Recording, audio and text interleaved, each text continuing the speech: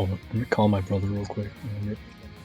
Alright, I will do my best introductions then.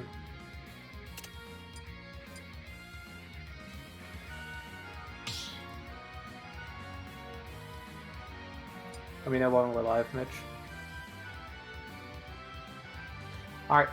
Hello, everyone. Welcome to the ANG Spooky Tournament, running on Friday today instead of Halloween. But we are containing all of our spooky energy regardless, as we have 12 players competing to win a delicious $20. They'll buy you something nice at McDonald's, I'll tell you that right now. So, Alright, this kid's we have a lot of new and interesting players, and we have a new interesting commentator with a bot, otherwise known as Yop Yop. Yo, what up? How's it going, man? Doing pretty good. Today. So we have a very interesting bracket to look at today. We have a lot of newcomers, and our first stream match will actually feature one of those newcomers in Aura Gaming's own Winrow, the Bowser main from the Fox Valley area. Should definitely be an exciting match. We have Winrow against Asher. So Asher, he's kind of been in a bit of a character crisis lately. I don't know if we'll see the Mario or the Wolf or the Roy or whatever characters he's feeling like going. But it should be an interesting match regardless. It definitely should be very interesting. I'm very excited to see how this match will go down and see what tricks that Asher has up his sleeve. And also just to see Winrow competing online. I have not seen Winrow competing. He's usually the person who's moderating tournaments, handling the streams. So to see him come out and show his stuff. He used to be on the Norse NPR, so I expect a lot of good things from him. Oh yeah, it's definitely been a while since we've kind of seen him around. Yeah, always good to see these faces come out and show what they got. He's got that wonderful Guile profile. Oh snap! Other matches that we have going for round one, we have Rebel versus Ratfink. We have Omega Dumb versus Beastmaster 6027, and we have Riptide versus Mario. We got some heavy hitters in the bracket too. We got that meme, who's honestly put on a pretty impressive performance the past couple times he's been here. We have Broshi, who we haven't seen in a while.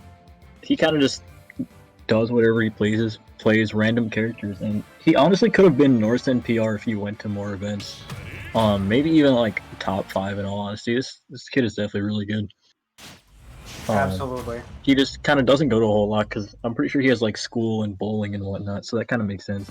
We got Chuggus, who's a very strong player in his own right, and we have 34. Oh, I forgot. Winrow actually was super excited about Steve. So we'll be seeing, I think, our first ever Steve game here on the ANG channel. And we're gonna see the Roy from Asher. So, I don't know if that up B was intentional. I'm guessing it wasn't. He's trying to place a block in order to continue that up tilt string that he was starting up there. Steve is a... Go ahead. No, I was gonna say, that was interesting too. It showed like the red splash mark for an on-tech block. Never really seen that. Ooh. Oh, and Asher takes the first stock with a nice forward smash. So I gotta imagine that this matchup is a little rough for Steve, because one thing that Steve players have figured out is Steve struggles a lot against characters who end up in your face quite frequently. And Roy is the definition of a character that wants to be in your face all the time. Oh yeah, and Asher's definitely applying some really good aggression here, just kind of getting into those nairs and not really letting him mine a whole lot. Okay, Landing nice with the time. double-edged dance, being able to press through that attack, forcing Winrow into a disadvantageous position. Winrow being able to land, he should be able to start up something here, reestablish neutral at bare minimum. Because like Roy's buttons are just kind of not really allowing Winrow to set up what he wants. Very true. Winrow only has a stone weapon, hasn't been able to mine very much yet. And I feel like Battlefield actually is kind of a hard stage for Steve to get away from Roy in that regard. Boy, the platform layout is definitely super suffocating for him. Oh, go for the forward smash right there. Landing with the anvil, that is a very strong landing option for Steve, just to get out of pressure. Oh, and the Up up smash smash will take that. Forget how big the suction box is on Roy's up smash. Yeah, it's really good for catching people who try to cross you up or just kind of like jump into you with a super unsafe move. one thing I've noticed, I don't think Winrow has been utilizing blocks very much, which I see a lot of other Steves use to sort of try to set up any kind of wall. And he was able to do so somewhat effectively with that dirt block there, but the double-edged dance was able to poke through it at the end. I think. Yeah, I think the interesting question here is, well, that was unfortunate. I don't really know what's going to happen there. I was gonna say, I was gonna wonder how he was gonna try to kill him, because one of Roy's biggest weaknesses is obviously being off stage, and I feel like Winrow could capitalize on that, but it felt like he wasn't really getting many chances to get him off stage. The only times we really saw Roy not on stage was if he was pressuring Winrow. Mm-hmm. So. No, I think there has to be a lot of adjustments Winrow needs to make. One of those adjustments may be being more aggressive when he has an advantageous position instead of going back and trying to like get more resources. And something else would just be to camp more in neutral because, well, Roy will be rushing him down regardless. You're not going to get your resources if you're going to let him do that and not have some form of counterattack prepared. Yeah, I feel like Winrow should definitely kind of take into account how Asher likes to approach more and see how he can stuff that out, because Roy can really get in your face and make it scary a lot of times, but I think if Winrow kind of just sits back a bit more and doesn't commit to like super punishable options, then it should be much easier to stuff out Roy's approaches and make it harder for him. Yeah, I don't know how effective this would be, but one thing that I know is that the Steve up smash is a phenomenal anti-air, comes out super fast, is super active. And with the way that Asher's been approaching, I think that would be a solid means of dealing with the pressure that he's putting on. I definitely agree, especially if he's approaching with those nairs a lot, or even the short up forward you're seeing in the last game. Actually, we're gonna get the Bowser, so I'm okay with this pick because this is Winrow's original main. He played Bowser for the better part of 2 years, so I think I support this choice. And the get off me is that Bowser has, specifically with Rolling Fortress out of shield, is a great way of dealing with the pressure that Asher's trying to put on. Yeah, and I actually think this matchup can definitely be rough for Roy at times, because a lot of Bowser's animation shifts his hurtbox in ways where it's kind of hard to punish with your sweet spot a lot of times. Mm-hmm. And Bowser can just kind of explode him in disadvantage. Winrow just showcased something else that Bowser has really good access to, where Roy is able to cross up people a lot with nairs or just his airspeed of forward air on his shield. He has access to side B out of shield and Whirling Fortress out of shield. So he's able to punish a lot of just whiffs on his shield very easily. Oh yeah. Back into disadvantage. Has that flame breath to eat. I think that was 30%. Oh yeah. This damage is definitely ranking up. Mm-hmm. And Roy being the fast fall. That was a really good read on him to get up. But yeah, Roy being the fast faller that he is, makes it really kind of easy to just bully him once you get a hit, especially with a character like Bowser who kills early. Oh no! Oh, unfortunate SD coming out from Asher. That went for a little bit much there. Was a little too saucy going for that down air, but I respect the attempt nonetheless. Yeah, the earlier you can steal out Bowser stocks, the better. Mm-hmm. Now Winrow has a massive advantage, just about lapped him in percent, and Asher has to find a way to re-establish neutral. I think he has it right about now. Yeah, I think. Oh, that was definitely misinput. I think that was intentional. I think it was just a sus landing. I meant the dash attack from Asher. Oh, okay, yeah. I was talking about the Winrow down, dude. Yeah, I figured. Oh, he should. Oh. Whoa. Oh, geez, that DI. I don't think he should have died to that. Yeah, now I think the question here would be, does Asher stick with Roy, or does he switch characters? I feel like he said he plays a bit of Wolf, but I think this matchup can definitely be kind of rough for Wolf as well, because you can't really land on Bowser with anything without worrying about his up B. And also, Wolf kind of struggles to kill Bowser like a lot if he doesn't get those super early kills with like fair back air. I think the Roy can definitely work. He just kind of needs to maximize his win conditions a bit more. Like, put Bowser in more tech scenarios, because Bowser's tech rolls are really, really bad. Like, they're almost reactable. Yo, so you can just kind of thank you for the follow, man. I appreciate it. Forever. Or just be a bit more patient, because it feels like right now Asher's kind of running in, and all of his approaches are kind of just getting stuffed out. By up B out of shield or flying slam or just an up tilt or an F tilt by Bowser. And I think Winner is definitely doing a good job of just kind of controlling the bubble that he wants to play in, and not letting Asher get anything started. Took all the analysis from me that I had. The other thing I was gonna say is I think Asher could do some work to take his foot off the gas sometimes and just let Winrow do things, because as a Roy, you usually dictate the pace of the match, so you have the ability to just let Bowser throw out moves and then go for whip punishes. It also seems like Asher's approaching a lot from the air, and I feel like Roy's ground game is actually really good with jab, down tilt, and even just like grabs. He's not really grabbing Winrow a whole lot, so it's allowing him to be punished by up the out of shield. I think if he can eliminate that option by just kind of getting his grab combos in and scaring Winrow into being like, okay, I can't really like rely on my shield that much, it'll be a much different game. I think in that situation that he had there on ledge where he got hit by the get up attack, if he just stayed on the ground and held shield, there wasn't a whole lot Winrow could do, and now eating it back air for his troubles, Winrow will take the first stock. Yeah, I agree. Well, that's an interesting down air right there. Yeah. He's going for a lot of these wild options, down airs, up smashes. He's able to get that poke down tilt, but he's just playing around neutral right now. Good spot dodge to avoid the pivot grab there. Or I think it was side B. Oh, that was an interesting dash back forward smash. I think he expects to roll in, because a lot of people kind of like to roll if you're pressuring them right next to the ledge. Ooh, There's a good nair forward tilt, but it's not going to take it on a heavy like Bowser just yet. But that forward tilt, that ledge will do it. Really good. I think that was the sliding forward tilt, right? Yeah, the pivot cancel forward tilt. Yeah. Ooh, okay, nice call out with the side B. Alright, trying to catch the landing with an up smash. Gets the nairs. He's going to be able to start something here, but drops the combo. That could have been a falling up air. I think he was trying to do the falling up there, but just didn't have the positioning. Yeah. Alright.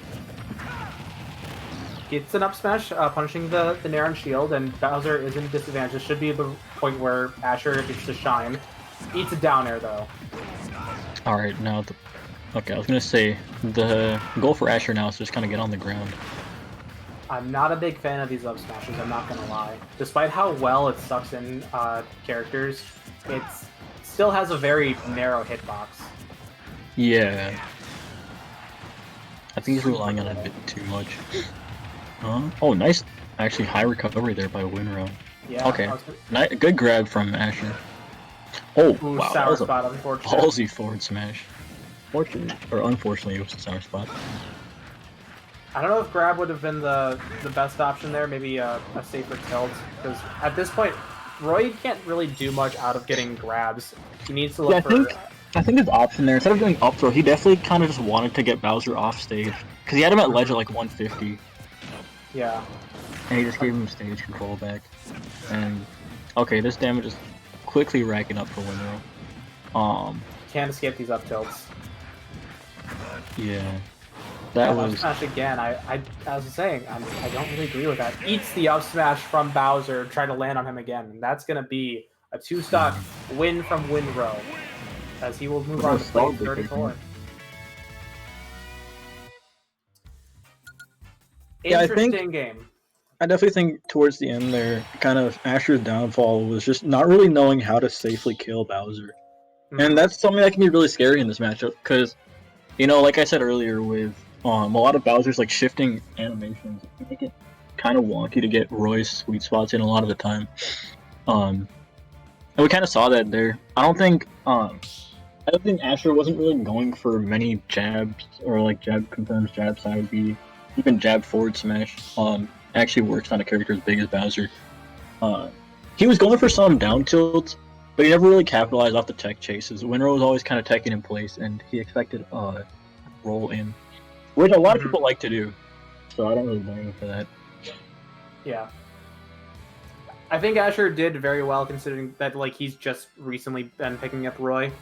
There's a lot of adjustments that he can still do, and I think this is a good video to come back for him to come back and check out. See, he was approaching from the air way too much, especially against a character who has really strong anti-airs. Mm-hmm.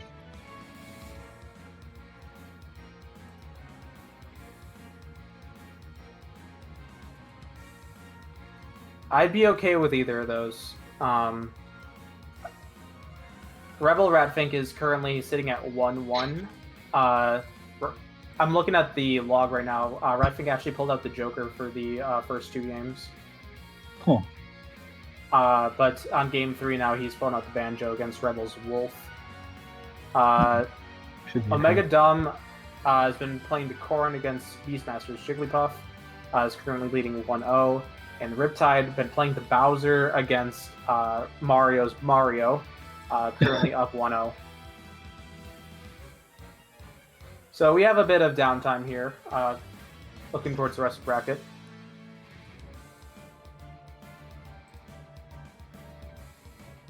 How is chat doing today? Who's all in chat today? Asher the One says in chat, Roy certified in this mid-tier, SMH. Roy, sometimes he does feel like a mid-tier. I don't know about that one, man. I don't agree with you on that. But the thing about Roy is, this character is nuts when he gets things going. But there's just some matchups where, like even some of his even matchups, like Bowser, sometimes Joker, he can really just feel like things are not working at all. Talk to me about the Roy Pichu matchup real quick. I just want to hear you talk about it. I would rather not talk about that matchup. That is Why not? pain. I would never recommend anyone to play that matchup. If you have a secondary, please just use it against that stupid rat. Not a fan. Not a fan at all.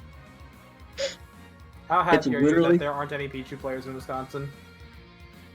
Honestly, I wouldn't mind Pichu players. It's just I would never play Roy in that matchup or tell anyone to play Roy. I think Pichu's a cool character. So, what is it exactly about Pichu Roy that makes it so Pichu favored? So it's basically Pikachu Roy, except he kills you earlier in literally every instance and is better at edgeguarding you. Because the way Pichu's Hurtbox works, he's so light and he's a fast faller too. So a lot of jab confirms don't really work that well on him because of his tumble animations.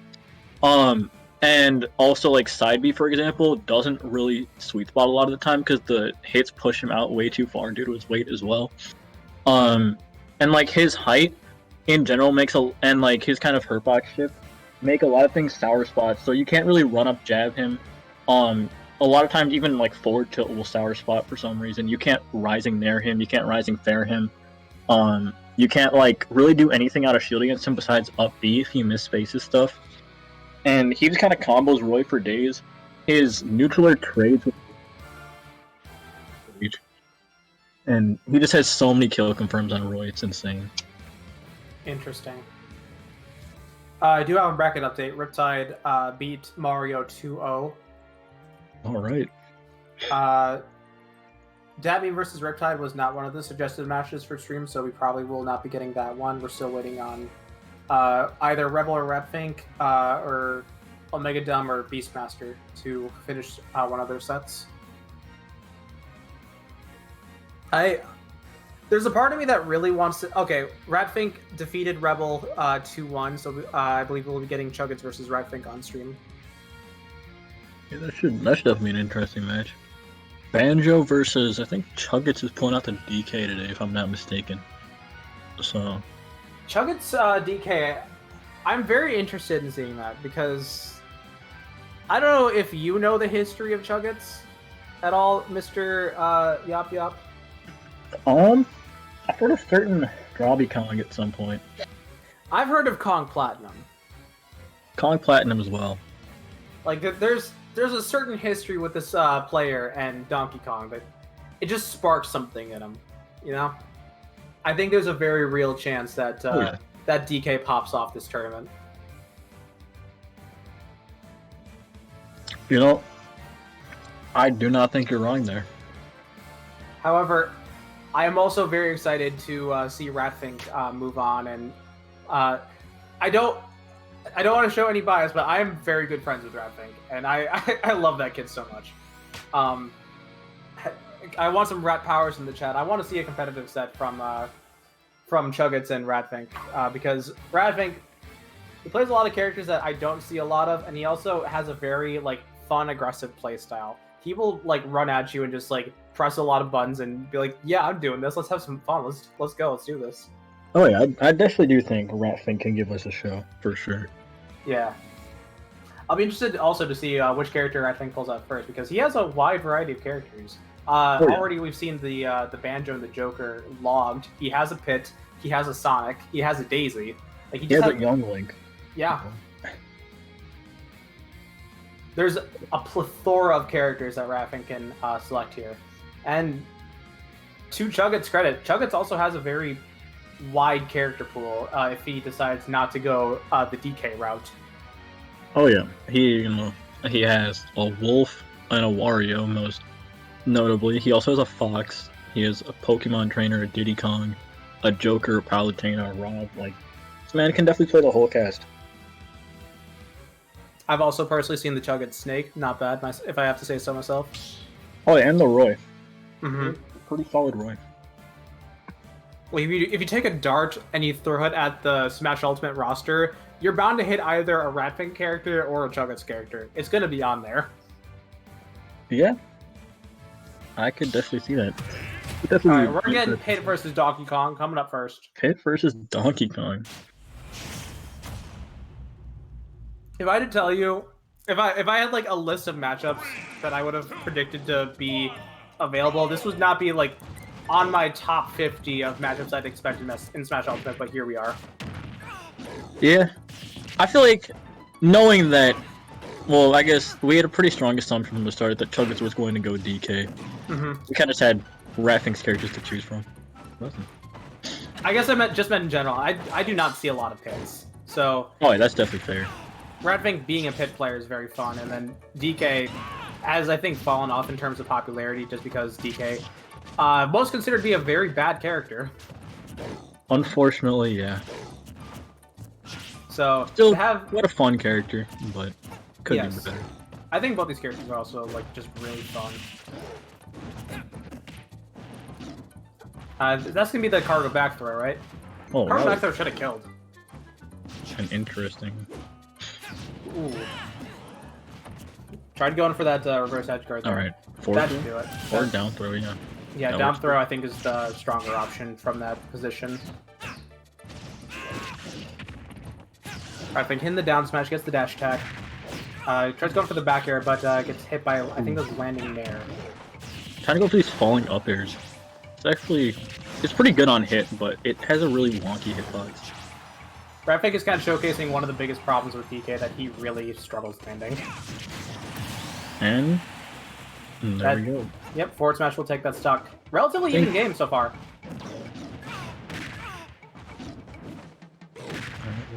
Oh, the uppers are coming out. Yeah. The juggle game from both these characters against each other is really strong. You know, usually Spinning Kong on stage is really bad on end lag, but because it was Pit flying onto stage and having his amount of end lag as well, it ended up being safe. Oh, Good nice parry. parry there. Alright, Yep. forward throw will take that off the side.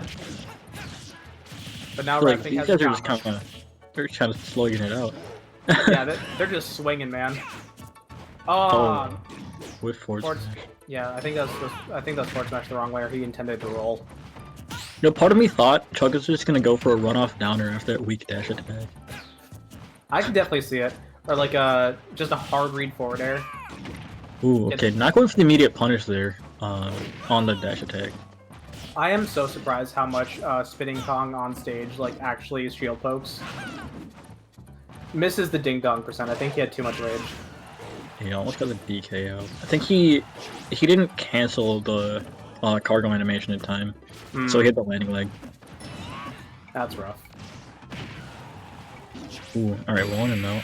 Oh, Forward air, not gonna get the spike, but gets the stock regardless. oh boy. All right. I mean, I honestly think that wasn't too bad of a game. Like, it was a pretty convincing victory for Chuggets, but I don't know. I think knowing Ratfink, he'll probably switch characters, but I think the pit could have definitely done some stuff. Honestly, of the Radfink roster, I trust the pit most to put up a fight against this DK. I think he just has to be wary of DK's like burst area and Yeah. like play a lot more patiently, which is weird considering Radfink. I'll own up to that, but I think DK really struggles if he can't get that like first hit off. Like I think he's. I think Ratfink could also, similar to like Asher, he could definitely stay a bit more. You know what? I'm okay with this. Oh. I'm okay with this. I was going to say he could definitely stay a bit more grounded, because one of the most important things about just like Smash Ultimate in general is improving your ground game. And a lot of people I've seen like to jump a lot. Now he's mad. I love CJ so much. He's so funny. I think he's gonna get stomped here. I'm not gonna lie. I have not seen the Ratfink DK, but you know what? I'm okay with it. He just did up throw at 0. Yeah, I think he meant to do the cargo up, but maybe he had the buffered up throw out of it. Reverse spinning Kong like a Chad. Let's go. Oh, I thought he was gonna up smash him right there. I thought he was gonna have like any sort of follow up. I don't think he was ready to hit that down air. It was just like a throwing out, just a. Oh, we got the forward smash. Let's go. Let's go, CJ. Actually... Let's go, Ratfink. Listen, he opted into the DK Jitto. I'm okay with this. I want to see him like show some stuff here. Got the spinning Kong on stage. Has Chuggets off stage, but gets hit by the spinning Kong of his own and dies to it because he lost his double jump. I'm very certain he doesn't know what to do out of cargo throw. Yeah, I don't think he really knows many of DK's follow-ups. Yeah. Okay, good aggressive back air from off stage. That was a really good recovery actually to avoid the down air. So one thing right there, when DK hits you with his aerial spinning Kong, you don't actually want to tech on the ground because that gives you way less time to punish. You want to A-land with an aerial and then run after him. Interesting. Cargo back throw, not going to take it off the top just yet, but the back air will do it. He was basically kissing the blast zone at 140 anyways. That was going to kill. Yeah. Right, so Chuggets regaining the lead here. Mm-hmm. Ooh. Oh, saved him. And that missed tech. Okay. Neutral get up into the charge forward smash. All right. Interesting. This is very doable. This is very doable. Yeah, but what were we saying about Yo?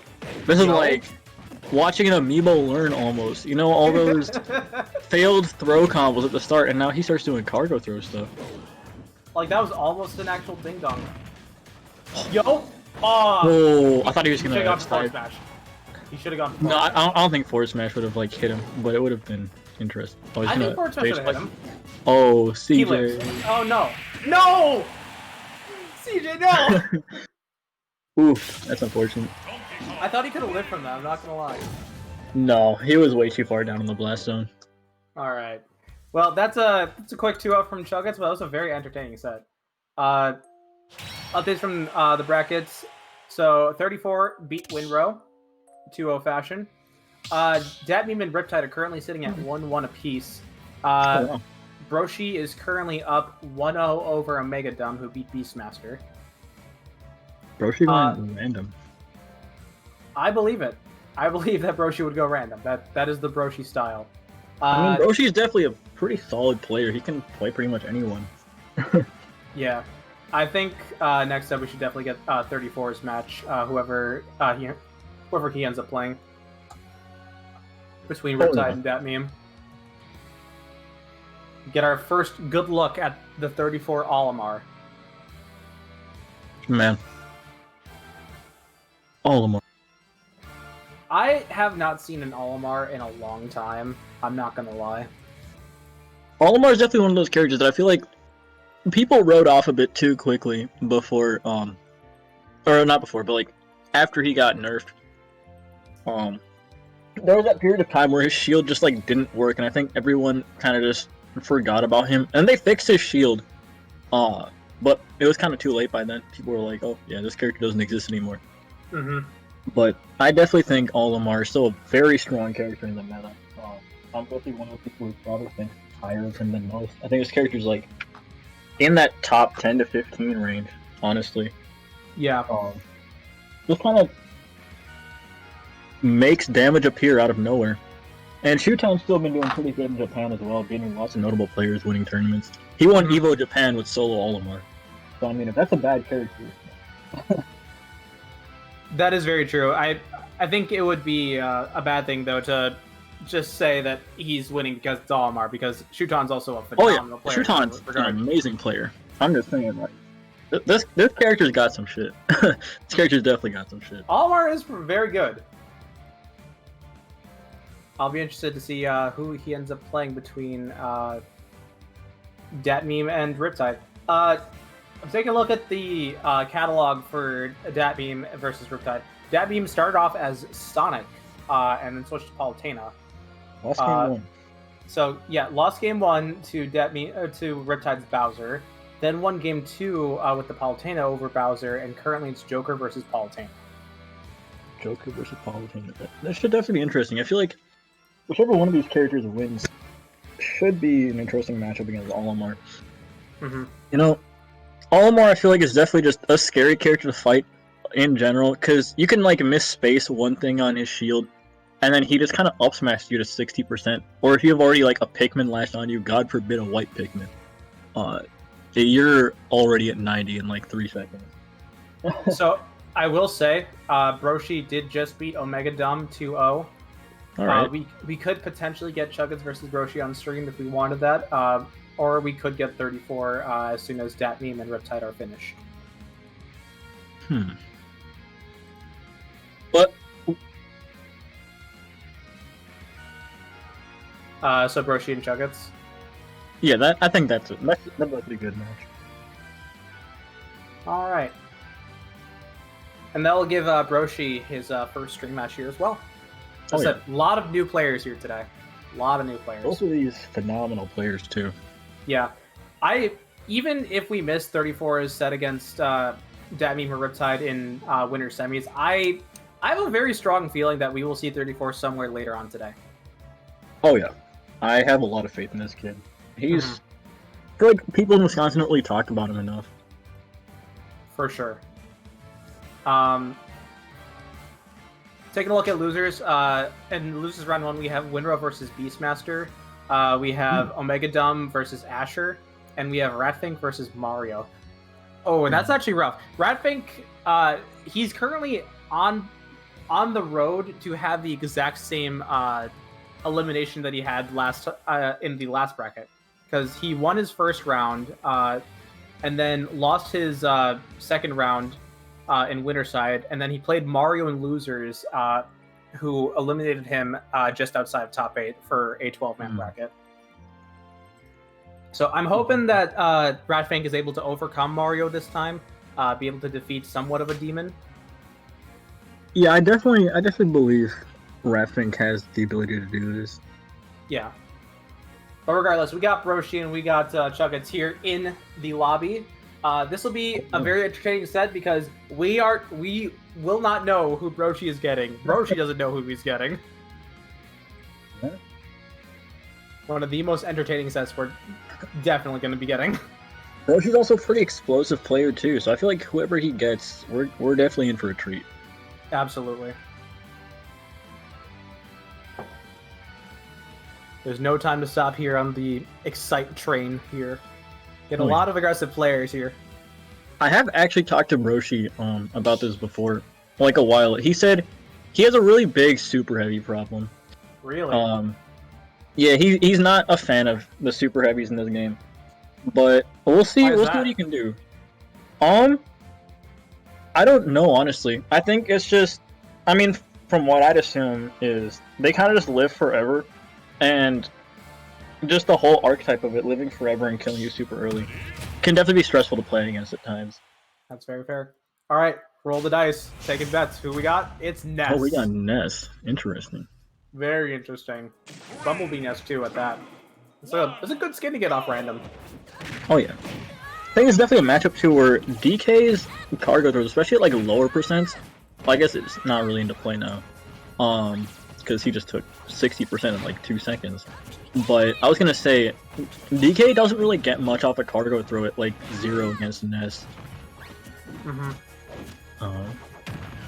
We did see a bit of a blunder there with the cargo up throw, looking for the ding dong and didn't quite get it.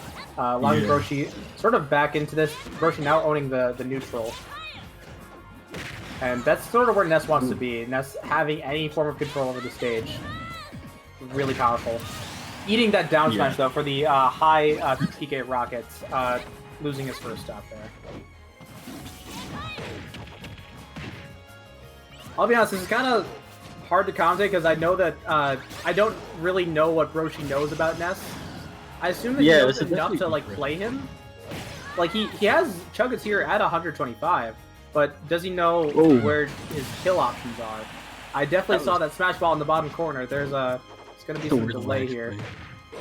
I don't think it affected them too much, fortunately, because Chuggets already had a back air coming out and Broshi had the forward smash being charged. So it was probably gonna, you know, end the stock anyways, but that was definitely interesting. I just hope that the connection in general is okay for both of them. Yeah, for sure. Alright. I mean, despite that first stock, Broshi's honestly keeping it pretty close. Yeah. There's kind of that percent range where if you don't get grabbed... Anyways. Anyways, if you don't get grabbed, you're probably fine. The problem was he got grabbed.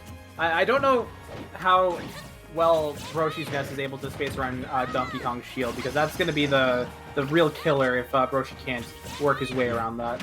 The biggest thing about Donkey Kong is around that... Oh, that was really close to just ending him. But around, you know, the 100-ish% range where he can't really ding-dong you anymore, as long as you're not caught in shield at the ledge, there's not a whole lot he can really do to, like, kill you. Unless he gets a beer reverse hand slap, and that's it.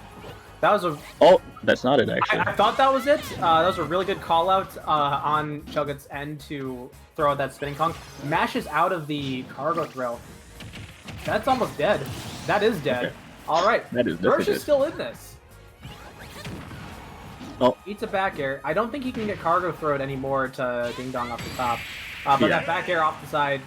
He kind of had no options there. Yeah, that was a little rough situation there for Broshi. Chugget takes game 1. All right, let's.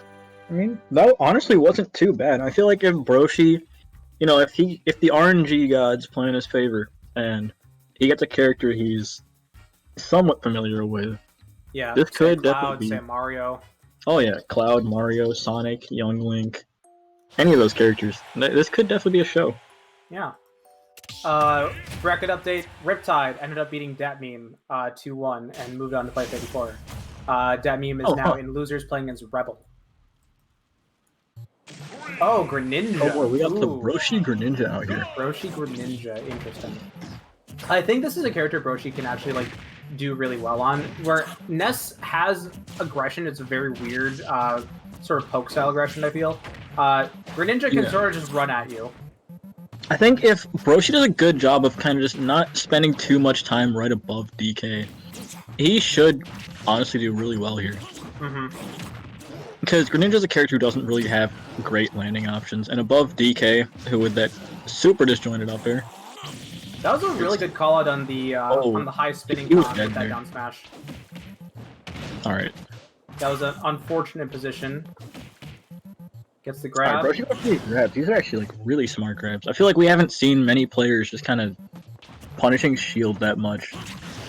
Yeah, I think a lot of players in this tournament specifically really want to run at you and sort of press the hard buttons, but sometimes you just have to go for the weaker option just to condition players to drop that shield. Ooh, good down air. That's the two. Yeah, Greninja's recovery is definitely very susceptible to just getting gimped like that. Just have to see what Broshi Alright. has available. Sam is definitely racking up. And I think the unfortunate part is Chuggets was very much dead a while ago, but Broshi saved him with that water shuriken. Oh no. Oh no. That is not how you want to go. Alright, Broshi's gonna have to make some magic happen. Yep. This is very much doable for a character like Greninja, but I don't know. Okay. Back air, got the Wilson. forward. Or sorry, that was forward air. I don't know about you, but I'm getting a lot of pixels here. Yeah, it's definitely a bit choppy. Mm-hmm. Choga's getting a couple down tilts in. Broshi able to retaliate with up tilt, get the up throw into, I think that was one hit up smash. Now we have the Greninja Cyclone going. Choga's able to land. Okay, this is a little sus connection here. I hope Broshi isn't pulling out his router. I do not know what's going on. yeah, I have no clue either, honestly. If we get any complaints in the chat later, we can potentially perform a Wi-Fi test. Yeah, this Oh, is is that why I restricted this to around the region, because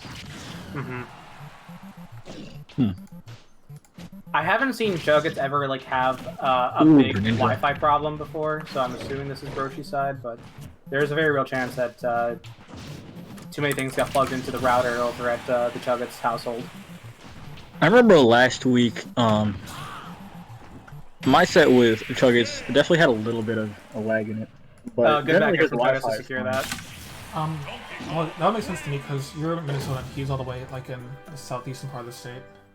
I mean, it's generally fine. So Okay, it might said in just chat, be Nintendo Wi-Fi. Rizzo said in chat that it has to be on his end. All right. Well, we'll have to have a little chat with Broshi. Introduce him to the LAN adapter. Or have him move to an area that's not Medford. Yeah. I don't know where Bushy lives, but Well, Chuggets does take that 2-0 regardless. We'll be moving on to play the winner of 34 and Riptide. 34 and Riptide have not selected characters yet. that's fine. So we probably will have time to do a losers round before we hop into winners finals. HRTY4. Bear with me here, guys, as I get your guys' name set up on the stream. Should be interesting. I know if Riptide is playing Bowser against Olimar, that can definitely be a super volatile matchup. I don't really know whose favor that's in. It's probably even. Bill 34, But thank you for the follow. I they can- appreciate it. They can definitely just kind of blow each other up. And I know 34 has he has actually a number of pockets. I think he's been playing Mega Man recently, and Riptide also has that Bowser or that Joker. So I mean, we could see counter picks, but I don't know. One second, Riptide. Um, Oh yeah, now like that works for Twitter. yeah. So they're currently picking characters for first game, by the way. So I don't think that Riptide and 34 will be done anytime soon. So as I said before, I will this is heavily my recommend finals. us have a losers match first. Probably the winner of Ratfink and Mario versus Omega Dumb, as Omega Dumb has knocked Asher out of bracket at 9th place. All right. Other games going on right now. Widow and Beastmaster are currently sitting at 1-1 apiece. And Datmeme and Rebel are still in their first game. All right. So we're planning on streaming a losers match before 34 versus Riptide, or Oh, is 34 Riptide like actually on stream right now? Are we streaming that? Yeah, I think that'll be I already got it overflow. set up because they had asked. yeah. Oh, if they, I thought they were like gonna be playing already. Never mind. If We can get 34 Riptide. Yeah, let's do that. yeah, Oh yeah. it's still in the semester final, so I have to change it. Okay, you guys are good to go to join. Sorry, I wasn't checking the stream chat. You're fine. Do not mind me. I'm just I'm looking at the bracket and I'm just like, huh? Why haven't they selected characters yet?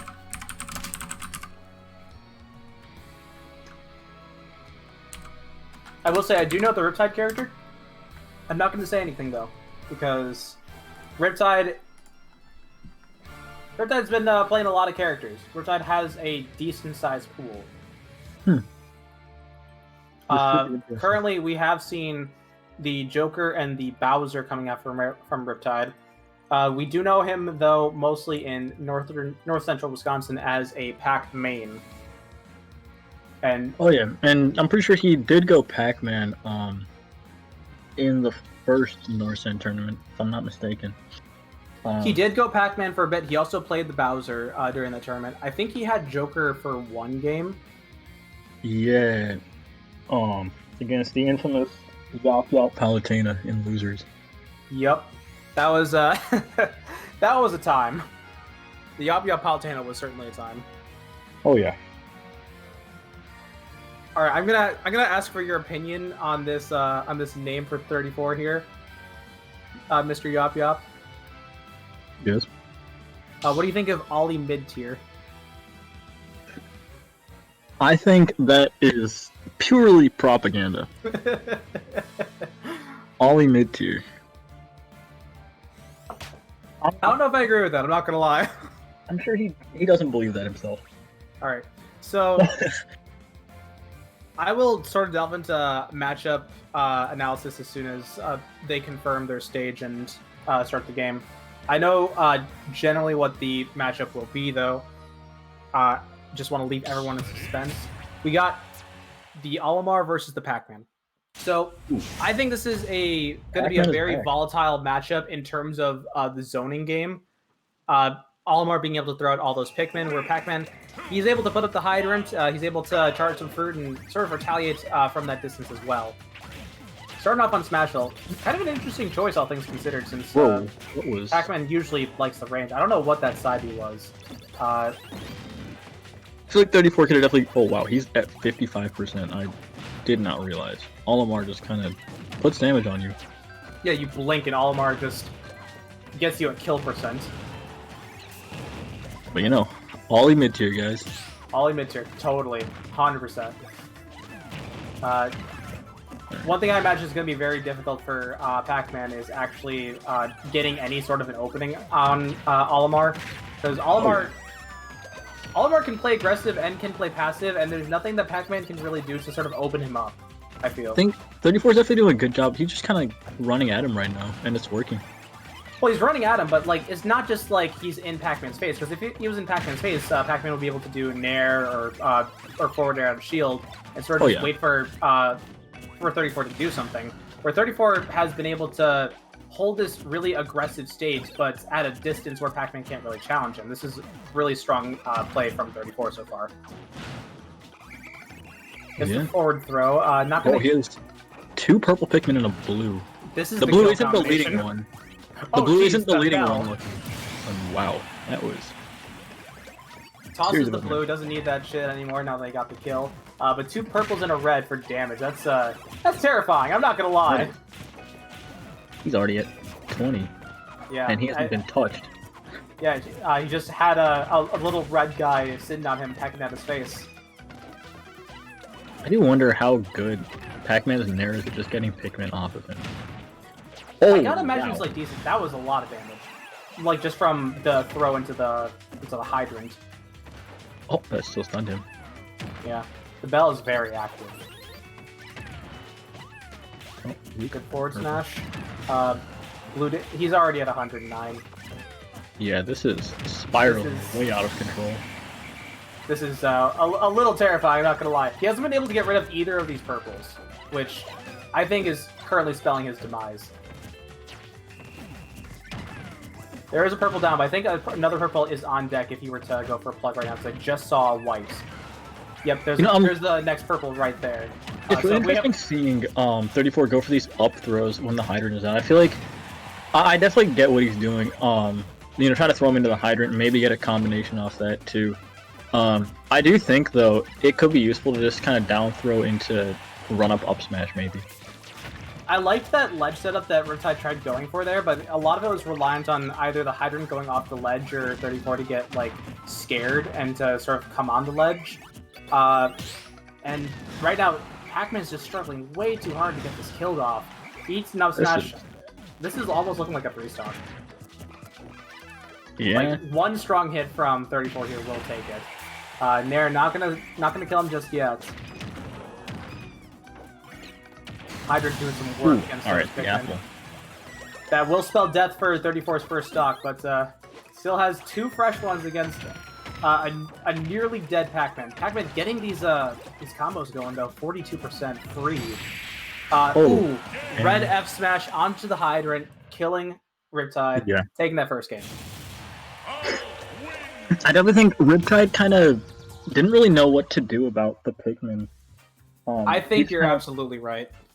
He was just kind of placing the hydrants, and damage was just appearing on him.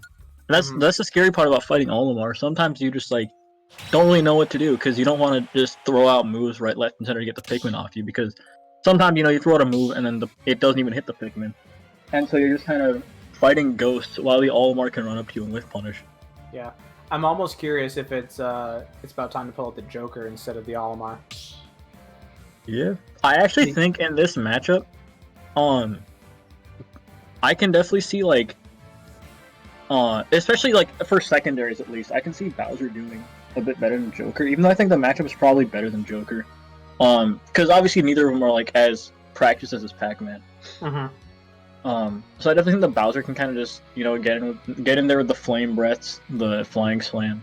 The And thing also that I True worry Flame. about, the thing that I worry about in that regard, 34 is playing very aggressive against that Pac-Man, and like I think the stage choice definitely played into that as well. Smashville being a very small stage, there's nowhere for Pac-Man to run and like get his setup started. But I worry that if Riptide were to go Bowser in this matchup, 34 would have the same game plan and succeed even harder because Bowser in disadvantage against Olimar. What's he gonna do? I see Riptide decided to leave the arena. A little intimidated by this this Olimar madman.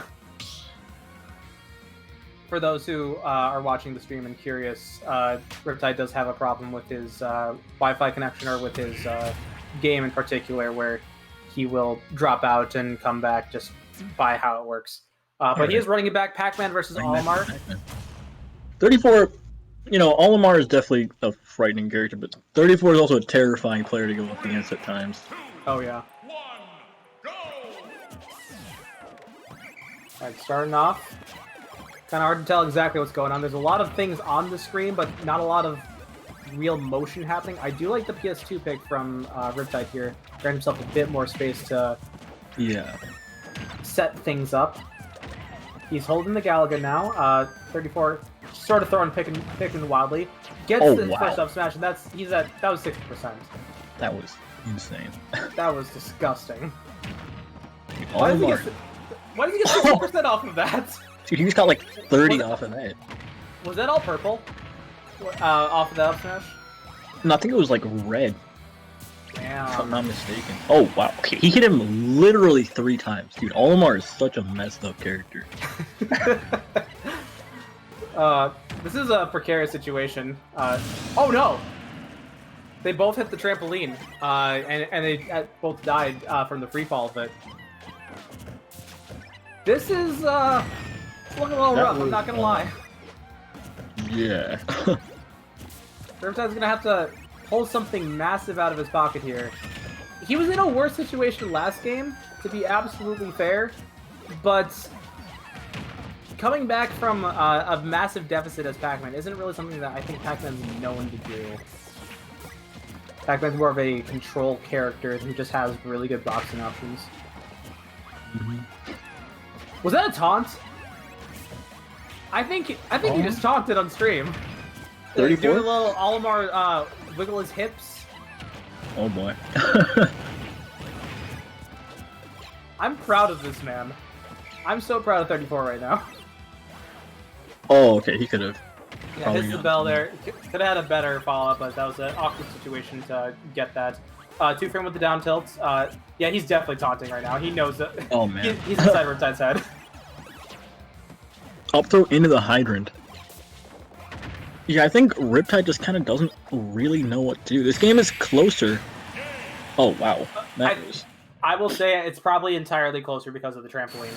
Yeah, I was gonna say like that kill kind of cut me off. This game felt closer, but it still didn't really seem like 34, or it didn't really seem like Riptide had much of a plan of what to do against all.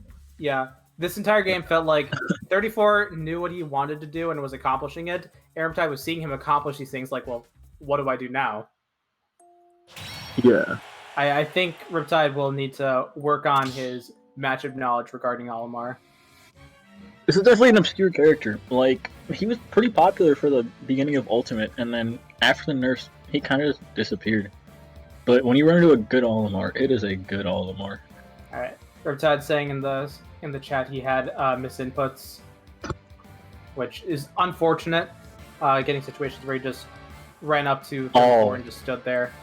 Yeah, I definitely feel that sometimes. Mm-hmm. That Especially on definitely Wi-Fi, you know, it can happen sometimes where you just run up and then what you want to do doesn't really happen.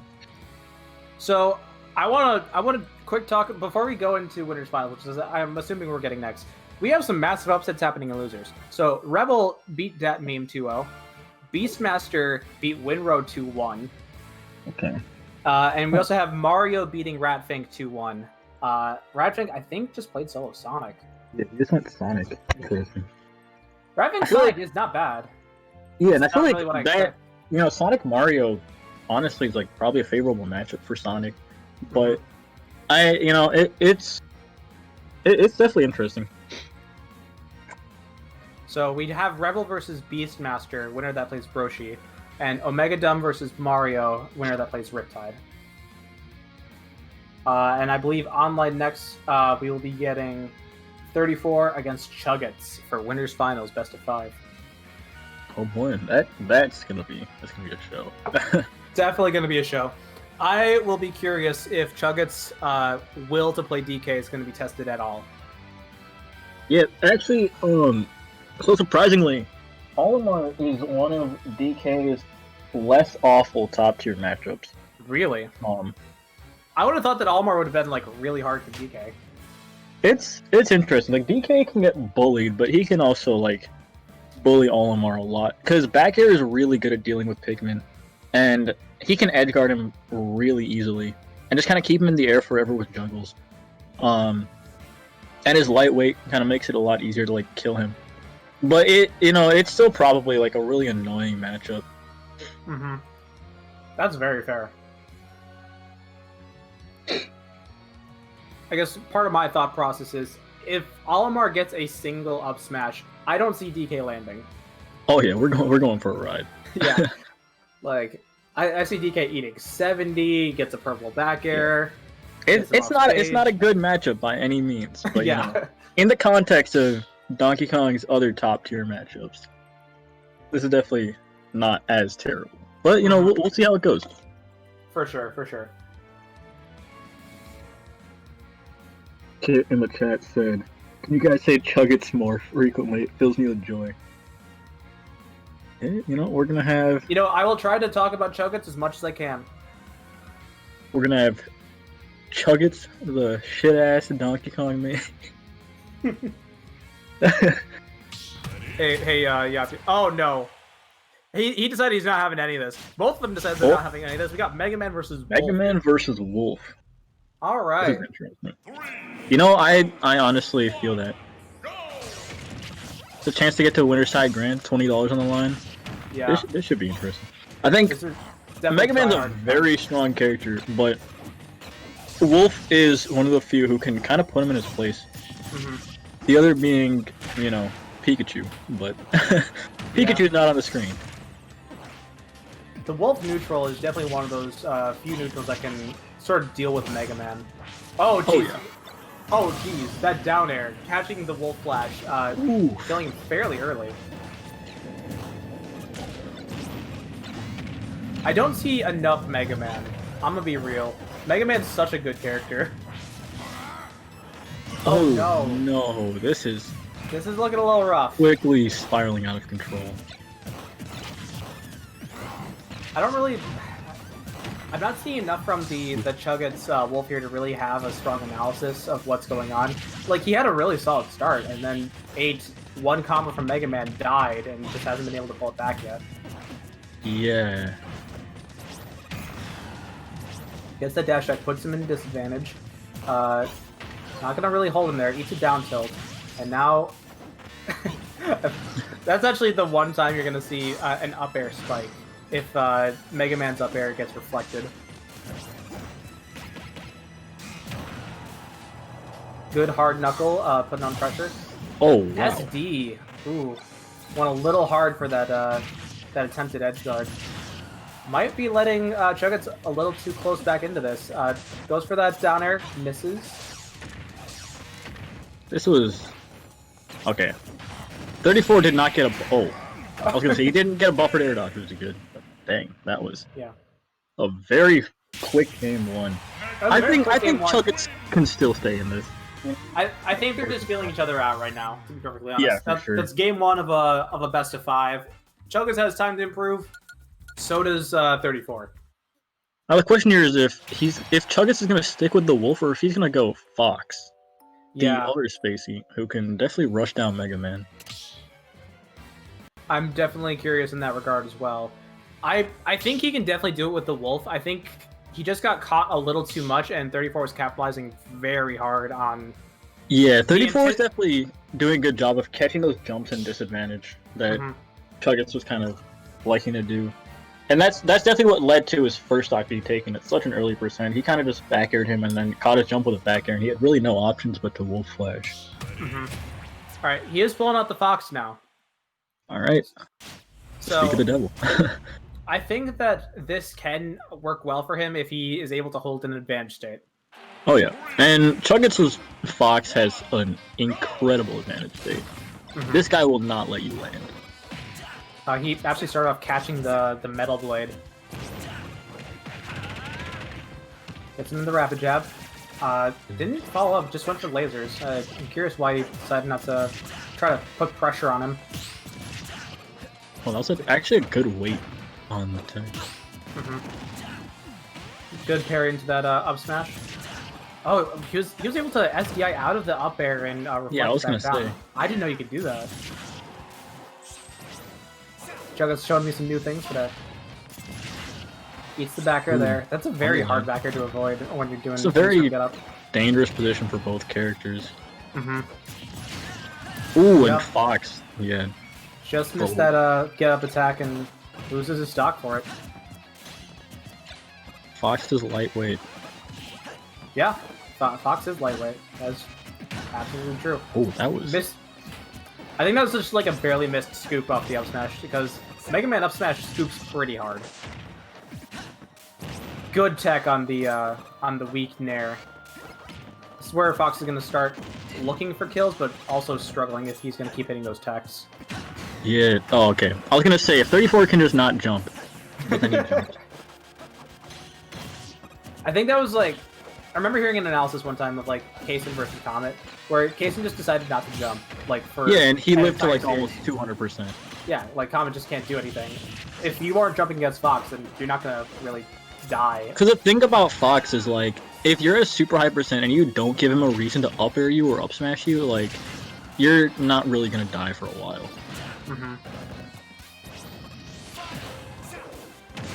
Was a little late for that down air. He hits the forward smash, but not gonna quite get it. I don't know why he didn't try to down air there. That would beat the Firefox, wouldn't it? He was holding the Metal Blade, and Metal Blade would definitely lose to Firefox. So Chuggets a bit behind right now. I think he can definitely bring this back, though. This is very doable for Fox still, but he's gonna need to get a good opening here. Had him on the platform, but he's able to get out. That was actually a really good run off the platform. A lot of people there, when Fox up airs your shield, they try to drop down and punish it, which leads to a lot of damage put on them. Metal Blade into forward throw, very good. Ooh, catching the jump with a back air. It's just barely missing these down airs. Definitely would kill Fox at this point. Surprised he didn't go for the raw up smash to try to catch that. Oh no! I'm sure Chuggets did not mean to hold shield for that long. I think it was one of those instances. It's kind of like when you get hit by Snake up tilt on shield. It's super unsafe, but you have like a lot of shield pushback. So if you try to, or it's like a lot of shield stun. So if you try to punish it immediately or like buffer something, then it just doesn't come out. Yeah, your input just gets eaten. I know that feeling. Yeah. I think this is very doable. Yeah, I think to require 34 he has stays a the man. Fox. I think he can do it. But it's very... 34 is showing us some extreme prowess with Mega Man so far.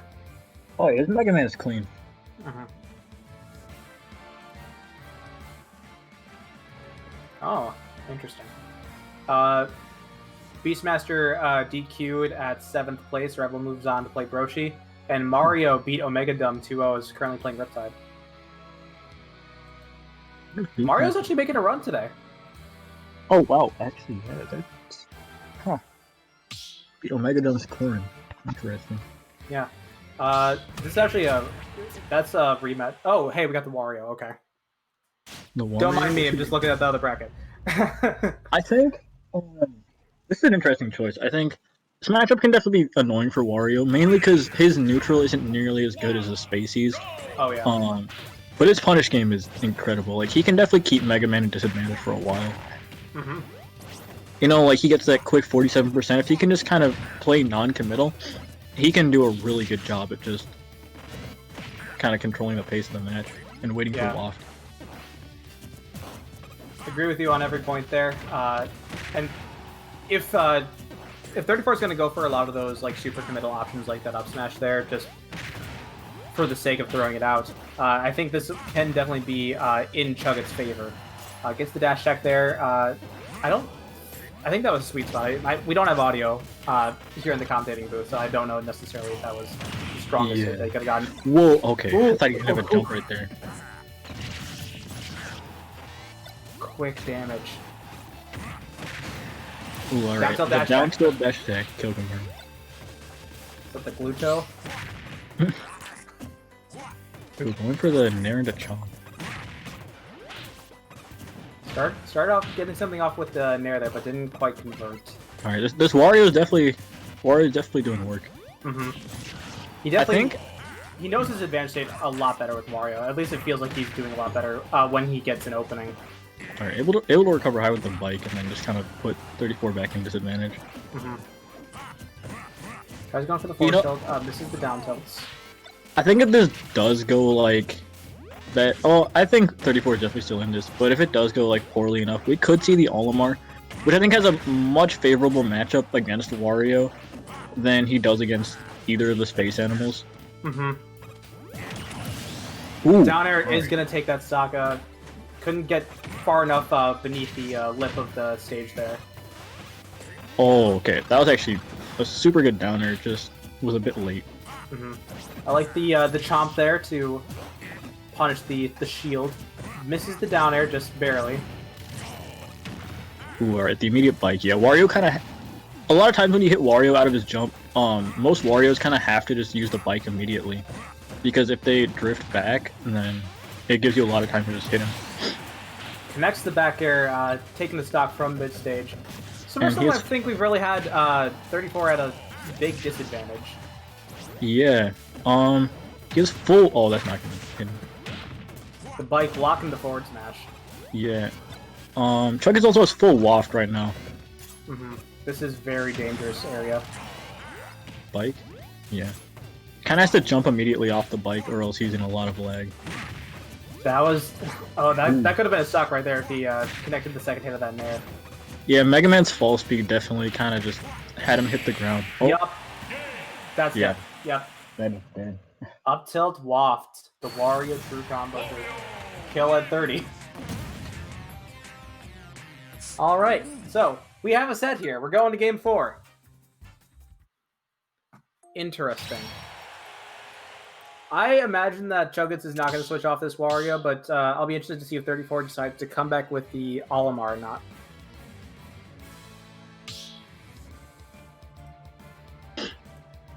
Does go over. If that would actually be, that'd be really interesting. I think he could Mhm. definitely take it with the Olimar. I think he could as well, but I believe that Chuggets can take this to a game 5 if he holds as strong of an advantage state as he did in that last game. Yeah, I think. Olimar's damage output in general can really match Wario. My earbuds fell out. Can definitely match Wario's, and yeah, we have the Alf coming out. Yep. Seeing He's here. the Pikmin master himself. All right, go on to Yeah, I think PS2. I The like to Pikmin see it definitely pick. make it like. Never Oh, mind, this well, is that not can the be a- stage. Yeah, I was gonna say, I feel like definitely just the whole Pikmin based neutral, annoying Wario and just like with that take damage can make it really hard for him to really do much. I just checked the stage. They were supposed to go to Smashville, That makes sense. so they were running it back. I kind of like Smashville more for Wario, but if 34 is able to control that space like strong enough, I think that it could be favorable for him. Mhm. The thing about Wario is just so explosive. I think that Chuggets has the capability to just sort of dominate that small stage and just put you in a position where you're going to be dying to a back air at like 70 to like 100, Oh yeah. or I just think, down till that type of ledge, honestly. Yeah, I'm actually surprised why 34 would be running it back to Smashville because it feels like it doesn't really give Olimar much space to do a whole lot of stuff, and Wario can just abuse that middle platform. Mm-hmm. Oh, okay, didn't get the dash up smash. He got the He's already upside share, but 40. no follow-ups to the platform. Coming in clutch for Chuggets. Now he has his own combo of up airs. Nice chomp in. He's at 90. Yep. But this is a very close game so far. Very good landing chomp. Tomahawk chomp. Having a command grab like chomp is really good when you're doing those sort of tomahawk situations. Hits him with the down air. Not gonna follow up just yet. Purple Pikmin. Monique coming in clutch. Where did it? Okay, I actually don't know. Where did Monique come from? I'm pretty sure it's like literally just a canon name. Really? I want chat to confirm this because I have no idea. I thought that was like a summit meme.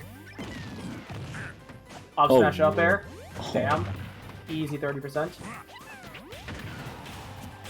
Looks like Chuggets is just gonna be fishing for some kind of kill option there. Gets the out smash out of shield. Will take that Yeah, shot. He's at 60. But this is doable, especially because it's Wario. Wario is that kind of character that can just sort of bring back games. It was a good air dodge Two out. whistle armor coming in clutch. Yeah. And Down just like tilt that, the game's F tilt. even. Just like that. Couple interactions, and Wario's able to rack up the damage really nicely. Misses the blue grab there. I think blue has... No, Olimar's grab is just based on like how many Pikmin he has, right? The grab range is based on that, yeah. If he has a Yeah. blue Pikmin as the leading one, then his up throw, or like his throws in general, are way stronger. Well, I knew it, they were stronger. I didn't think that the length changed if you had blue. Ooh, Forward throw. Is that 160? A light breeze will kill Wario. Or a Yeah. blue up throw, if he so chooses to go that route. But I think Waft is now on deck, so even though he's down to stock, this is basically even.